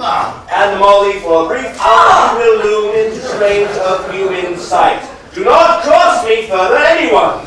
The scene. The queen is frigged by Lady Officina, the rest pulling out their dildos and frig in point of honor. So no more yet. You do not make it spurt. You frig as if you were afraid to hurt. Madam, the false virtuoso lies. Who's virtuoso? Just say the words. The virtuoso is the merkin and dildo maker to the royal family. A secure position of employment, I believe. Madam, the false virtuoso lies. It should have made it of a longer size. This dildo, by an ankle, is too short. Let him speak to Sanford to the court. Madam, your dildos do not compare with what I've seen. Indeed, they're paltry wear. Short dildos leave the pleasure half undone. My lord. Sorry for stopping. Yes, Jane. But I'm a bit confused. Yes. I don't understand how we frig in point of honor. Just frig yourself, dear. Well, we do frig ourselves in point of honor. Is there not a different mode of frigging? Frigging is frigging. The stage direction is a kind of literary joke to amuse the reader. It's a play. Yes, the audience won't get it, will they? Sometimes an author will indulge himself with his stage directions, writing something he knows cannot be literally achieved on the stage, but with the hope of suggesting a subtle nuance to the solitary reader of the study. Oh, no, Roger, I'm glad you said that, because, well, I wish to pose such a question about the final stage direction in this very scene. Yes, Mr.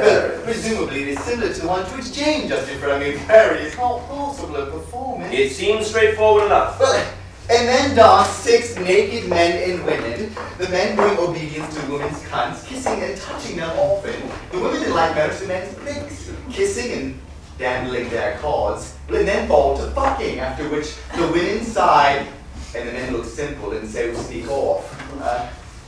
the end of the second act. A strong scene, an eminently playable scene, and though I say it myself, a climactic one. Well, in my mind, it raises a question, actually raises two questions. Yes, Mr. Harris. The second thing dependent on your answer. Please continue, Mr. Harris. With the equipment from your private collection, of which you spoke, be available to the gentlemen for the strapping around of the middle for the execution of this scene. Oh, no. I had not envisaged you to be so encumbered. The scene, I feel, should be given, so to speak, in the flesh. Because my second question is necessary after all. Is it envisaged that we will be giving 2 performances of the entertainment on the King's birthday? No. I'm glad to hear that from the author. With the dress rehearsal, the court performance, and the public showing, I envisage 3. I don't know if you've met my regular understudy, Mr. Lyman, but he is a most... I am delighted to hear it. We are being a little forward here. At the moment, we are simply preparing a reading of the play for the King's approval. Once we have obtained this royal approbation, then we shall be in a position to discuss furniture, dildos, and understudies for actors who feel the demands of the scene may be beyond them. You're here! Oh, don't stop on my account.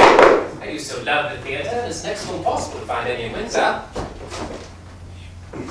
Your Majesty, you are a trifle early. We intend to present the reading for the court at 4 o'clock. It is now something short of noon. Is that so? You know, I have the most extraordinary difficulty telling time these days. Can't think why.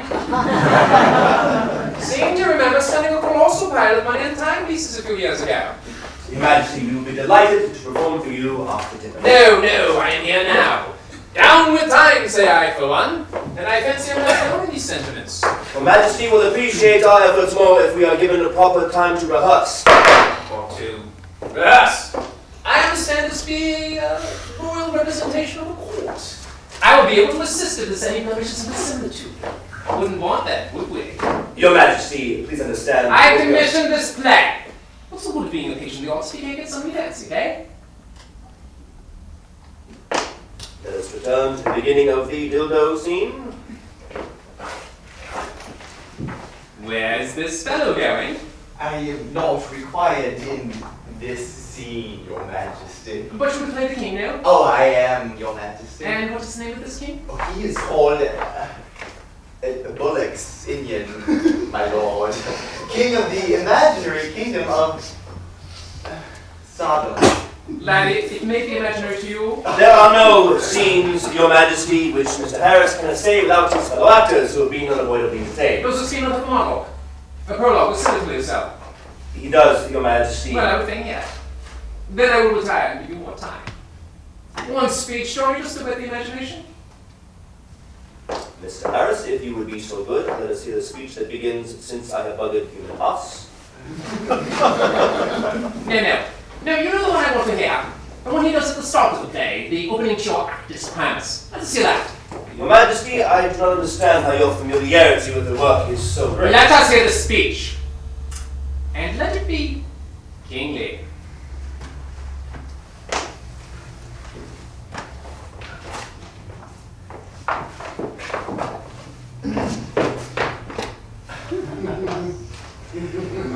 Thus in the zenith of my lust I reign. I eat to swive, and swive to eat again.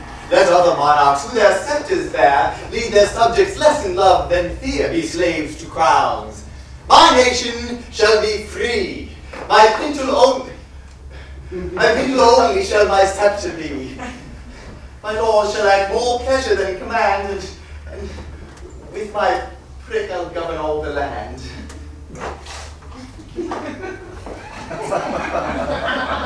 It's very good, you know, Johnny. Only this fellow ain't kingly enough. You know, I have been a king. A decent one. A while longer than some might allow. And what is more, I have knocked around among the kingly sort. And there's a thing you find with your kingly fucker, and that is your kingly fucker expects to be obeyed. Understand, Mr. Harris? Oh, yes, Your Majesty. The fellow you showed me there verged on the nervy side of kingship. A thing I have observed a little in the regal type. You see? I do. I do see, Your Majesty. So, let's have it again. My lord shall act. So, My lord shall act all pleasure than command, and with my prick I shall govern all the land. this portrayal, Miss Harris, what are you based on? Any particular monarch? Or is it more your general notion of majesty you seem to portray? Thank you, ladies. Thank you, Mr. Harris. The rehearsal is at an end. Well, you heard the orders of your author. Okay, get me once or something like that. Stand forward, Katherine.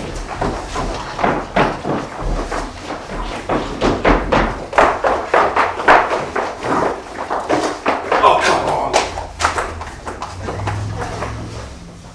You asked me to write for you, and yet I find I'm not trusted. And I was right. I present you with an opportunity. I command you to seize this chance to fulfill your shining promise, and what do you give me? A pornographic representation of a royal court, where the men deal only in buggery and the women's sole object of interest is the dildo. A monument to your reign. You leave Windsor now. You are prohibited from the precincts of the court of London. If you show your face, it will be the Tower. You are so limited! Can you not think of anything else to do to me? He will relent. I don't want him to relent. I want him hurt.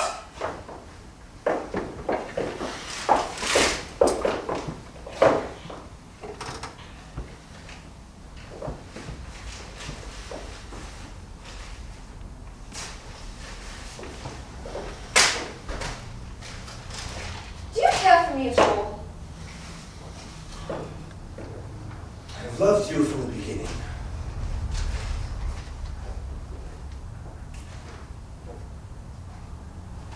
This is your copy. Yes. Why did you show it to him? To protect you.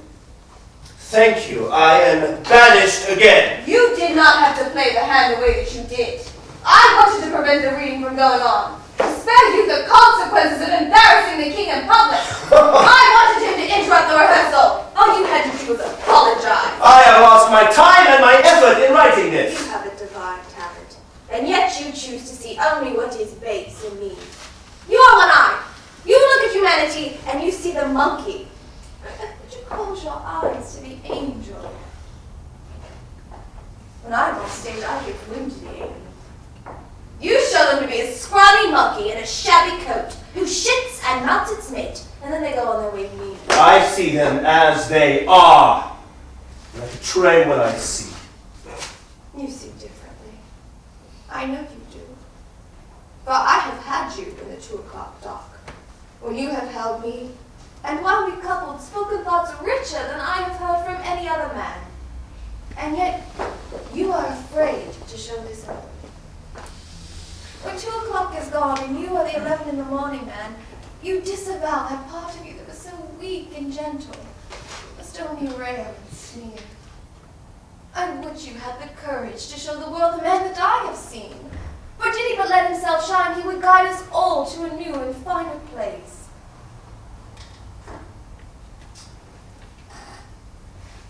And that is for you only, Lizzie. Only your iron voice can raise him from the dust. When he walks the world at 11, he sees no sight which merits the love he finds in the dark. I love you, John. But I do not love that part of you that determines always to show the worst of yourself. The worst of ourselves, and the worst of everything! Well, that is the part of me which is available.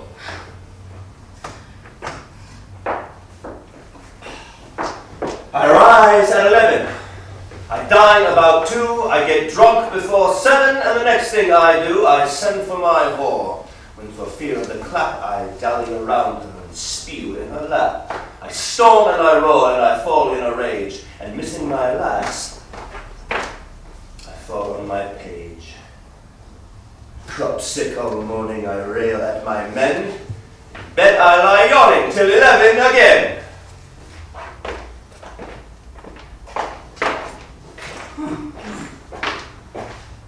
To become a wit? A blade. A spark. The very word spark, a hot splinter of fashion to scorch the town and burn it to the ground. There was never another way for me. I live for the cocky swagger. Toss the head, grind the loins, and gobble the pavings. What though they kept me 2 years at my Cambridge Latin, learning to pass and wrangle. I came to London bent on cutting a figure with a hot force. A literates leer to the traffic. A stamp of the boot on the alehouse floor. I lived for these Friday night gestures and thought they would satisfy me till I was 25. And in my grave. But to be part of the merry gang. For Billy Downs to hang on the coattails of old Rochester and the Earl of Dorset. Such a thing stood several leagues beyond my dreams, and I cling to the companionship like an old toilet to his bottle. My mother, she writes to me. That's what I am doing in this dreadful town. I cannot reply, for there is no sitting down with ink and paper that I drink till I am sick, mump and quarrel till I duel, and wench till I am slapped or satisfied. There is nothing left to me but spark. So spark I shall. All right, Johnny. I hate racing. Sport of kings, sport of peasants. George, you like really win. Must have seen the backside of £60 a day. Could have bought a horse. Don't talk to me about I'll horses. send you a fat dinner at the end if you just stop your whining. I'm sorry. I do get downcast when my hopes and dreams are trampled in the mud. Hey, Johnny? Johnny? What are we doing?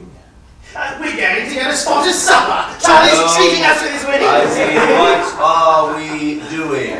Fuck, he's gone philosophical.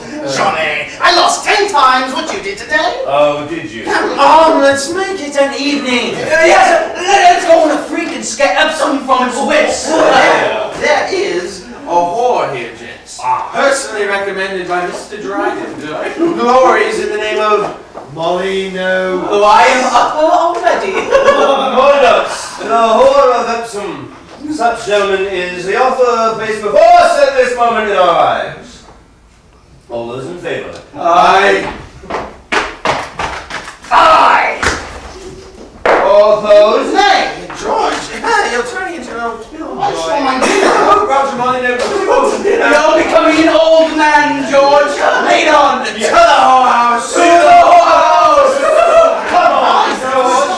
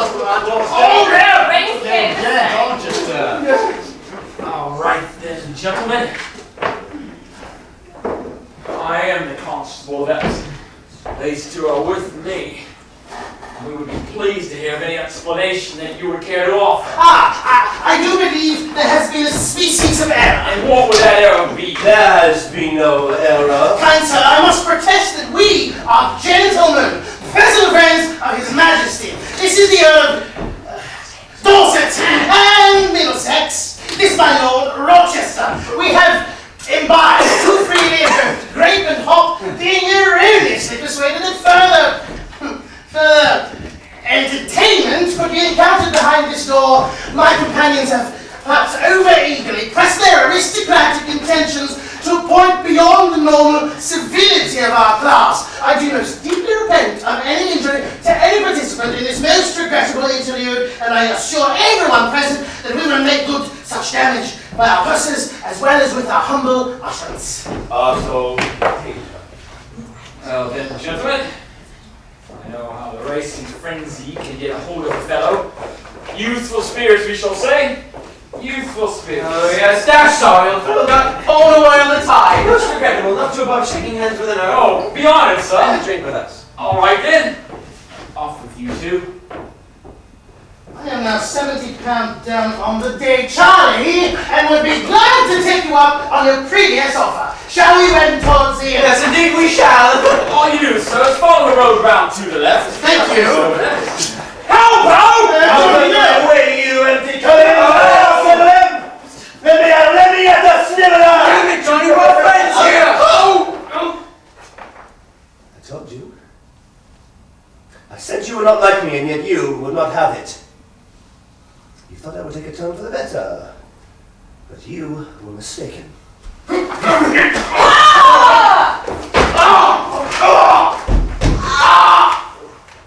Get on with this, so. Help me! Can't see. Where's everybody? Can't see. Help me. Lead off, coward. Went for the wrong one. Oh, with the sword out. I cuddled him, only to wound. Smash the skull! You gave him a wound, all right. Spark. Where's the spark? Where? Yeah, it's over with him. Better get him inside. Cowards.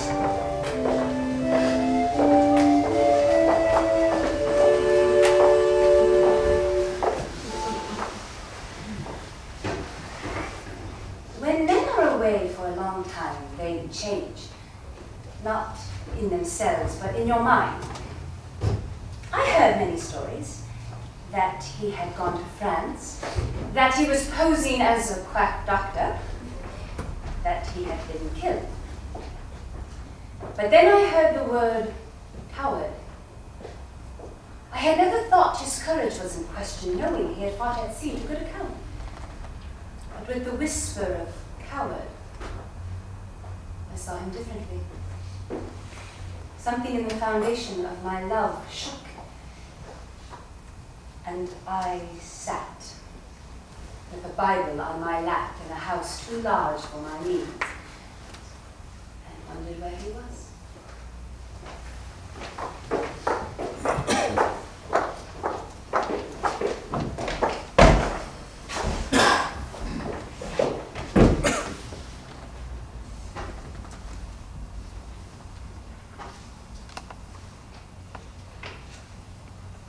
Nice place you have here. Forgot how sumptuous it was.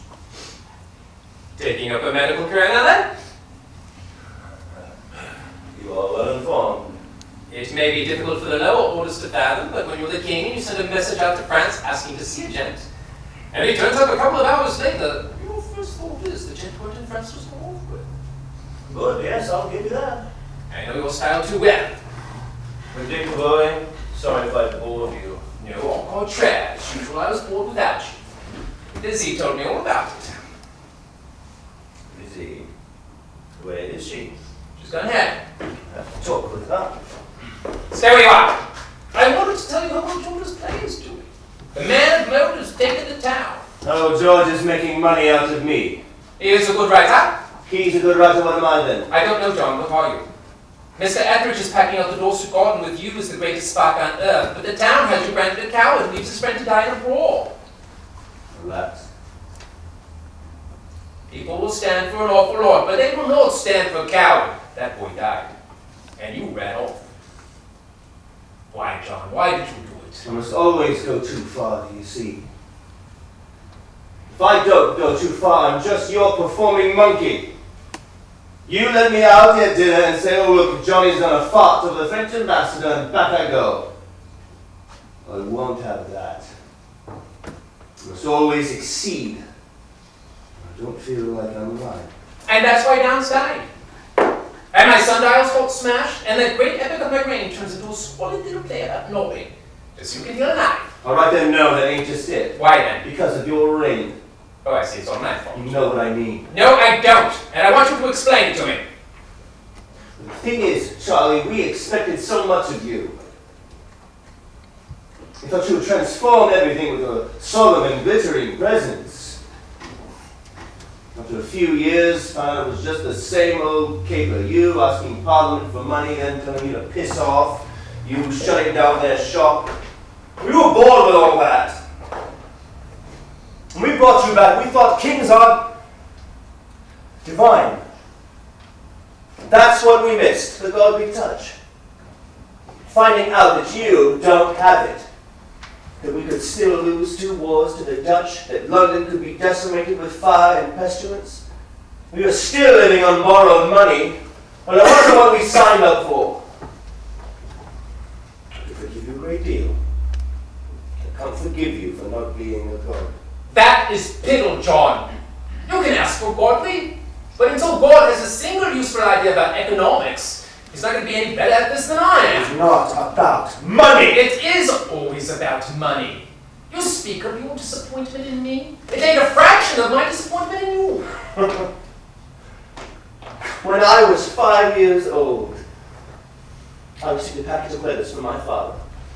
I was just old enough to realize it wasn't safe for him to be in the country. My mother and I went to France to visit him, but he was away in Germany raising funds for the cause. We were sitting in a garden, and this gruff cavalier came pounding towards us. He ignored my mother and handed me a package of letters. I met my father, but the letters had a smell, which I knew was his. Letters in my hand, knowing they were from him, for me. The moment before I opened them, I knew the most intense surge of certainty that I was where I belonged, that everything would turn out for the best. I read them. Can't even remember what was in them. Usual stuff. So I write my own son, studying hard being good. But I loved simply holding and having him. And then I asked my mother, why can't he be with us? She said, because he has to be with the king. All the joy of the letters faded away forever, because I knew there was someone else who preferred you. I never forgive you. Sentimental nonsense! He didn't have to be with me. The reason he wasn't with his family is the same reason you're not with yours. He didn't like it. That's not true. He was too busy getting pissed somewhere to be bothered with. That isn't true! I knew him and you didn't. He was a piss artist. Not without flair, not without a reckless streak, but at heart a piss artist just like God you. damn you, you kingly overbearing bastard! Go home, John.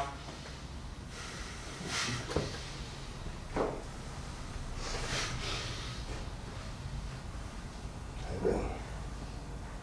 Before I do, I must tell you that I've not disappointed you. I've written my epic on your reign. Masterly work of verse encompasses politics, religion, and philosophy in one dizzying verbal swoop. How would you like me to recite it? I am waiting. God bless our good and gracious King, whose promise none relies on, who never said a foolish thing, or ever did a wise one.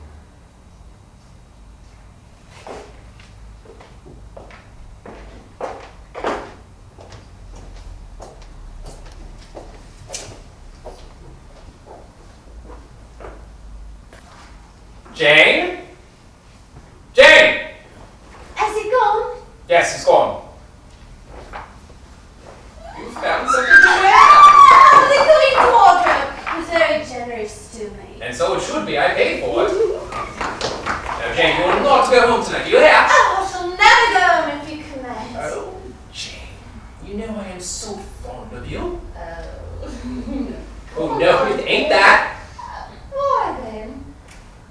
because you, and you alone of the people close to me, are not one of the freed aristocracy.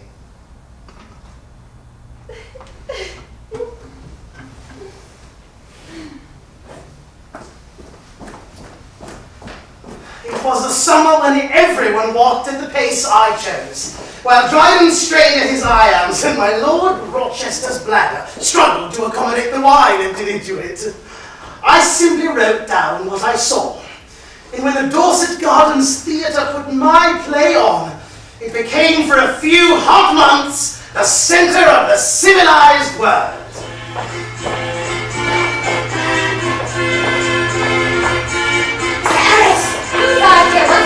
Mr. Smith, where is Mr. Harris? He lives much more, I'll bite his tongue off. That 4 minutes, Mr. Harris, it's not time to buy a car, it's not time to eat a car, there's not enough time to buy a car. Fire on, take your own time. 5 minutes, this is not fine, on you go.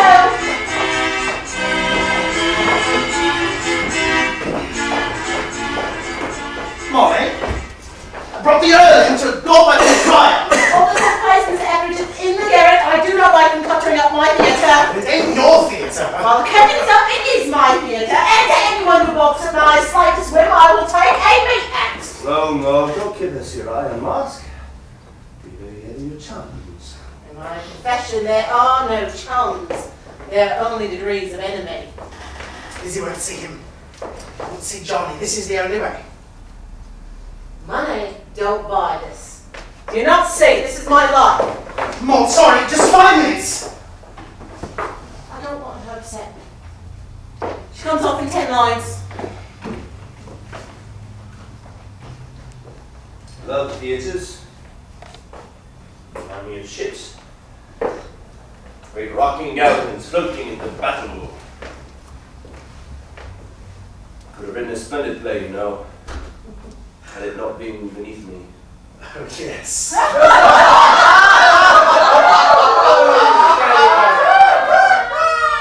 George, you've done it. But you know what they're laughing at? They're not laughing at your wit, they're laughing at mine. Don't deceive yourself. What? You couldn't have written a splendid play. You don't have the gift.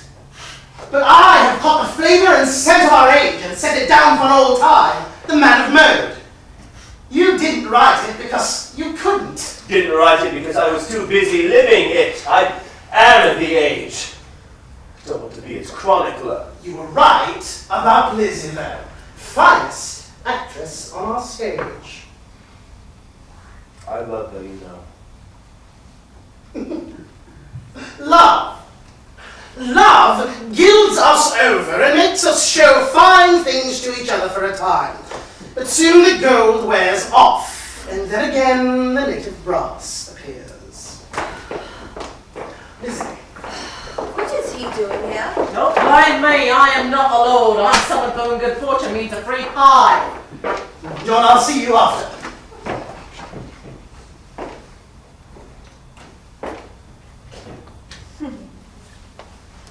I'll do longs. Very well, Rockets. Longs. Have you seen this play? Saw it yesterday. And what did you think? Don't care what I think. You've only come to sulk. You were brilliant in it. I thought you only had the tragic gift, but you were light, larky, and true. And you made me laugh. Oh, I had a couple of notes. Written down somewhere. What's the difference? Even if I give them to you, you won't take any notice, will you? No, I won't. But I did teach you once. Didn't I? You taught me to rehearse. To repeat a part over and over again, until I was so familiar with it I was free to act. Want a bit off George, don't you? 100 guineas. Devil became of that money. It went the way of all the other money. Yes. Went into bottles.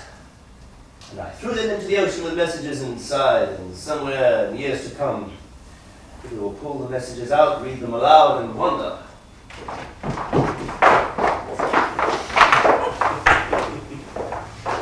So, Mr. Harris, you portray the merry Lord Dorimore, do you?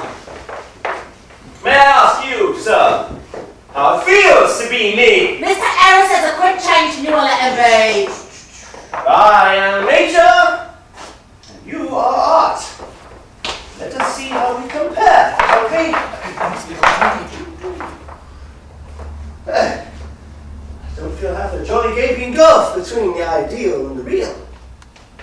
Here is your restoration gent.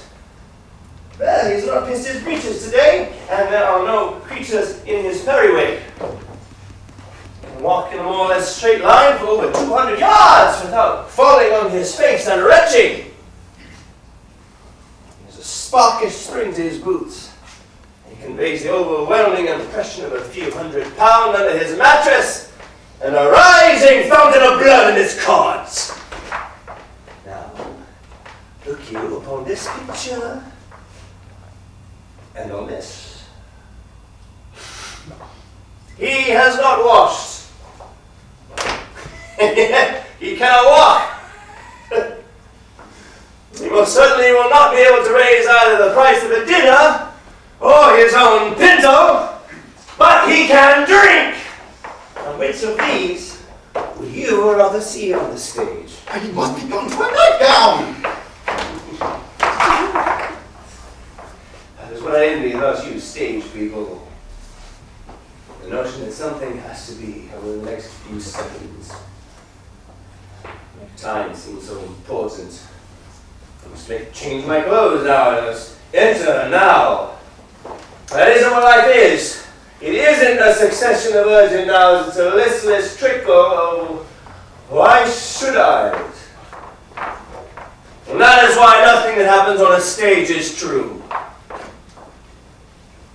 Do you understand that, Mr. Harris? You have 5 minutes only, Mrs. Barry. Yes, Molly. You used to love the theatre. I still love theatres.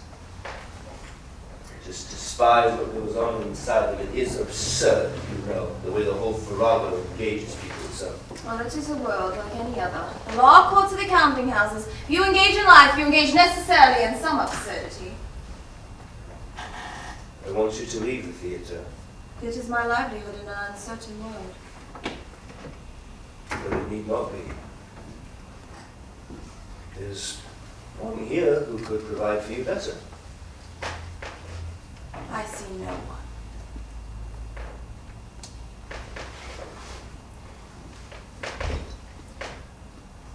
one. Leave this gaudy, gilded stage. From custom more than use frequented, where fools of either sex and age crowd to see themselves presented. To love's theatre, the bed that youth and beauty fly together. And act so well, it may be said, the laurel there was due to either. 'Twixt strifes of love and war, the difference lies in this. When neither overcomes, love's triumph greater is.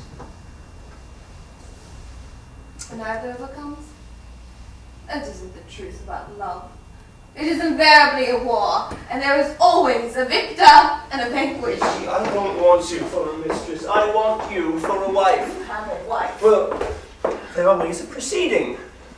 For an intimate of the king, such a thing may be accomplished. Oh, the king! Your good friend! What strange bedfellows the storm brings you! You chide me that I have never engaged in life. Well, I mean to begin. And I would have my divorce dispatched that I may dedicate myself to you. And money? I still have money. You have your wife's money. A fellow such as myself can always lay hands on money. Fellow such as you can always spend it! You know what I mean! You have no understanding, do you? You have comprehended. Just as I am tired of being your mistress, and your solution is to conscript me into becoming your wife. It is not being a mistress that I am tired of, John. I am tired of you. I do not wish to be your wife. I do not wish to be anyone's wife. I wish to continue being the creature that I am. I am no Nell Gwen. I will not leave the stage as soon as a king or lord has seen me on it, and then wishing me to be his and his alone will then pay a fortune to keep me off of it. I am not the sparrow you picked up in the roadside, my love. London walks into this theatre to see me, not George's play or Mr. Betterton. They want me, and they want me over and over again. And when people desire you in such a manner, then you can envisage a lifetime of money amassed through your own endeavors. That is riches. Leave this gaudy gilded stage. You are right. This stage is gilded.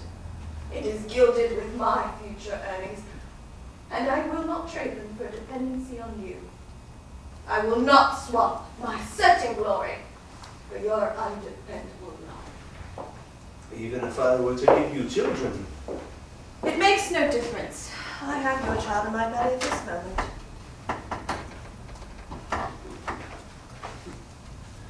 You carrying our child? I will have it this summer while the theatres are closed. By the start of the season, I will be flat enough to play Desdemona in a nightgown.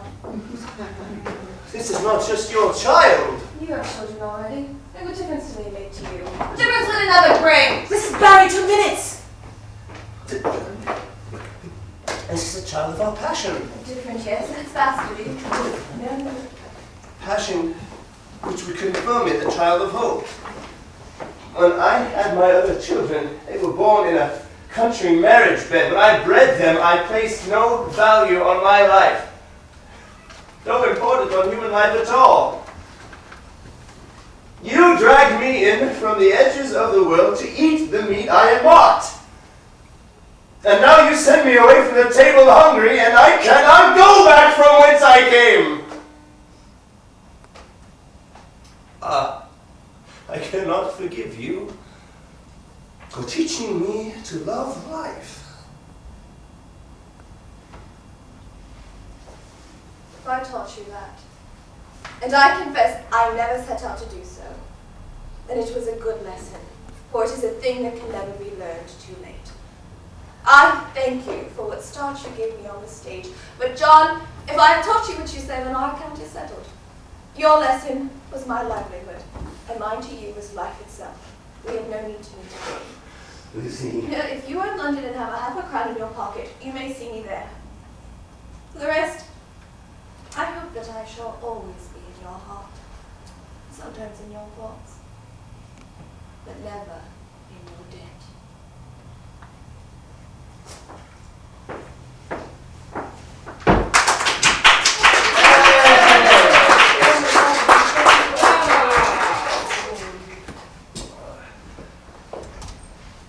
She has such life in her. That's what they come for. I've never seen the like. Not in all my years. I watch her every night. She's always the same and yet always different. When she goes off, I don't live until I see her on again. That's right, Molly. We do not live. We do not live.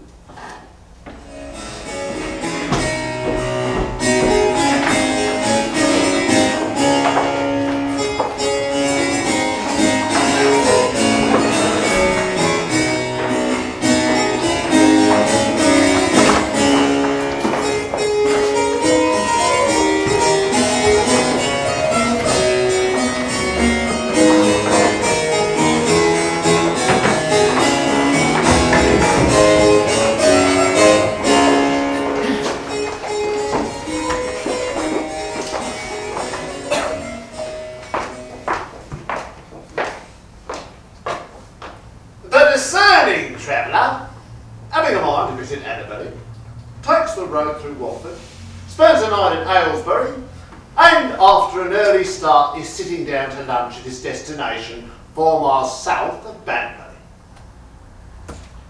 There is, however, another way. Not the way of the discerning traveller, but what I shall call the arsehole way. Journeying in the arsehole manner, you stop at an inn after 3 minutes on the road and find yourself still within its precincts at 1 o'clock in the morning. You then fall into a stupor until dawn, at which point you fall to shouting at your minions and ride like the devil until, a mile short of Aston Clinton, a wheel works loose and you have to walk to an inn in search of a blacksmith. He not appearing immediately, you take handsomely to the company and fall into a drunken stupor again. You do not wake till early evening, but then cover the final 30 miles at a mouth-frothing velocity and tumble, more dead than alive, into an empty house whose owner and servants had long ago taken to their beds. We did not take the way of the discerning traveller. We took the way of the arsehole. Bring me some wine. Say, we're 2 bottles of brandy in the last leg of the ride. Bring me some Why? It's late, sir. I'll have to wake the cellarman. Rip the door down. It is oak, sir. There is an axe mounted on the lintel of the doorway opposite. My father put it there for emergencies. I believe the emergencies he envisaged were the more crawling in nature. Do not cross me! Oh, I hate the country! You cannot even get a drink in your own house! I can't do it, sir! Elizabeth! Get the servants up at once! We have ridden all night and we need a drink.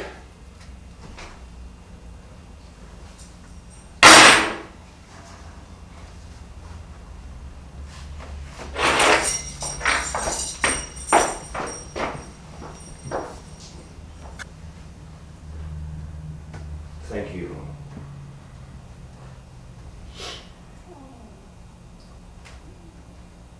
We set out at a good time, but we were delayed. Can one find a blacksmith in a 30-mile radius who understands his trade? No!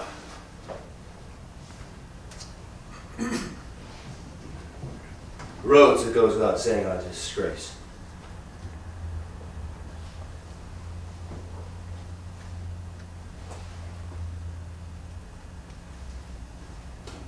The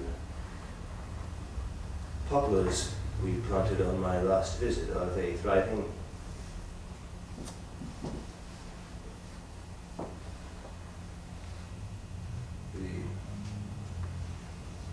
Mr. Rose, the king's gardener, presented him with a pineapple the other day. I do not altogether approve. Pineapples growing in England, it argues too much the final triumph of art over nature.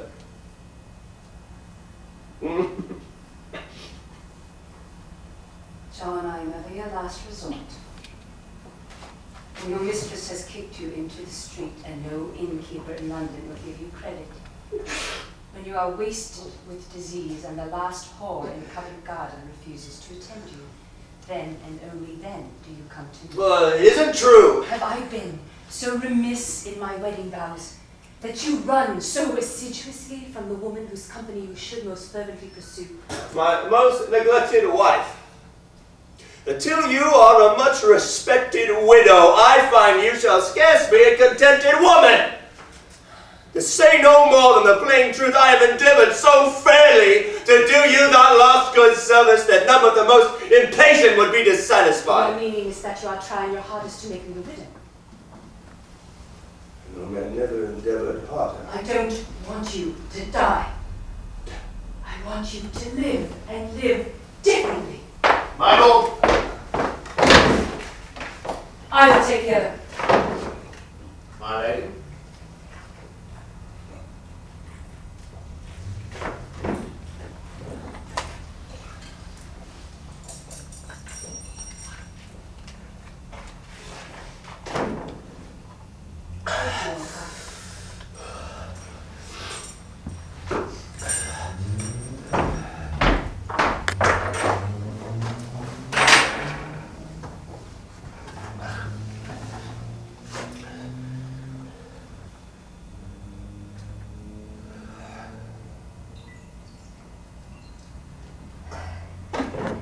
good for you, why is it not good for me? It is not good for me.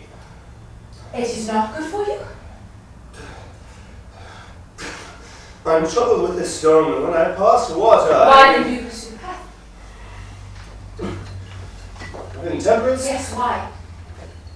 When were you last a sober man, John? Fine.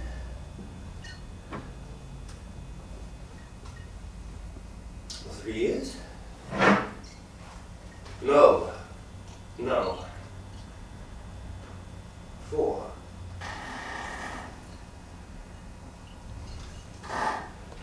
5.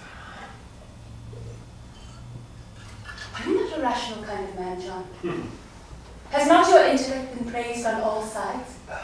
It has. So, a wise man, a man of intellect, knowing that something is doing him harm, is racking him with agues and diseases, and that 5 years of constant work at this practice have rendered his body feeble and his spirit low. What would this wise man, this man of intellect, do? You seek to trap me like a cunning lord. What would he do? He would desist. He would desist. And would those he loved not show their love by beseeching him to desist? It is not so simple. Would such not be fair sign and token of their love? It would.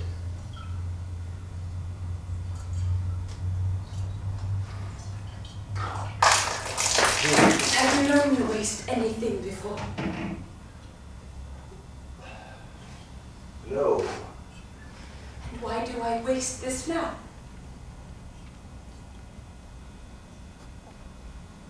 So that it does not waste me. So that it does not waste you.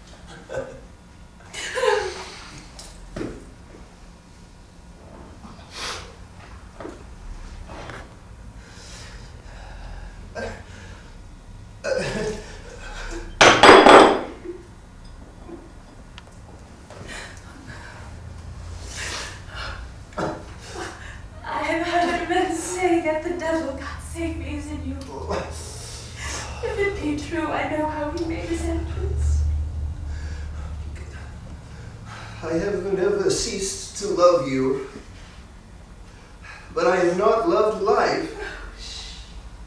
You strive to be happy. I would now write all my follies in a book dedicated to you and publish it to all the world. Oh, come, John. It is too late for the talk of that kind. Come down to bed.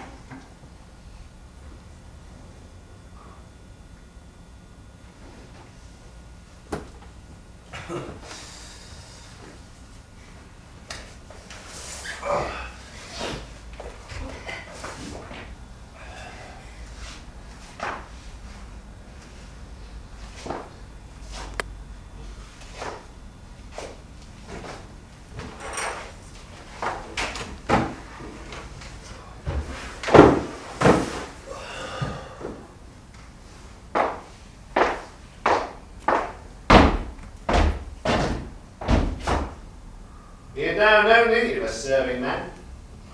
I did in my livery and walked back to London. After I left his employ, I no longer had the enjoyment of life for which he eyed me. And when the end came, the manner of his departing was not to be credited. My lord never believed in God because of Mr. Wyndham at the Battle of Bergen.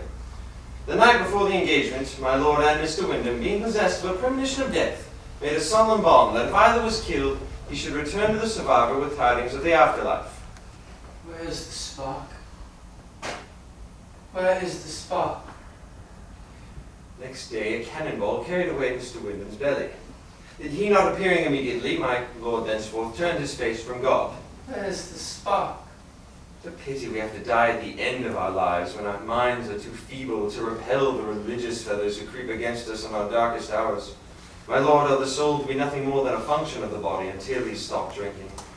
When you have enfeebled your mind with liquor and the body withers, it seems it is more attractive to think the opposite, that the body will drop away and the soul will soar. Where is the spark? He charmed the tenderest virgins to delight, and with his style did fiercest blockheads fright. Some beauties here I see, though now demure, have felt his powerful charms, and languished in the circle of his arms. But for your fops, his satire reached all, and under his lash your whole vast herd did fall. A fatal loss, that mighty spirit's gone. Alas, his too great heat went out too soon.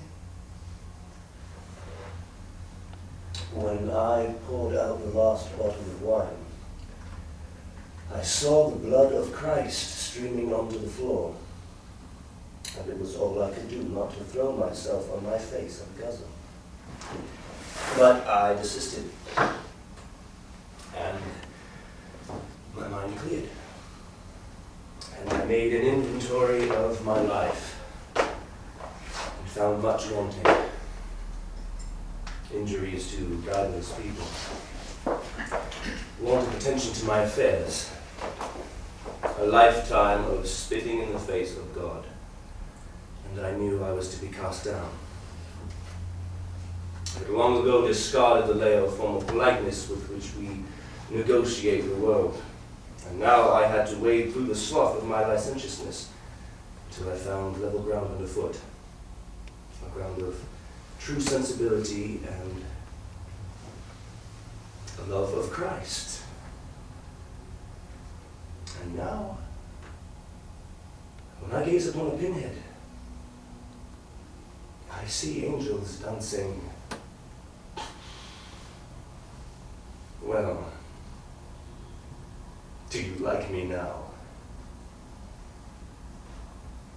Do you like me now? Do you like me?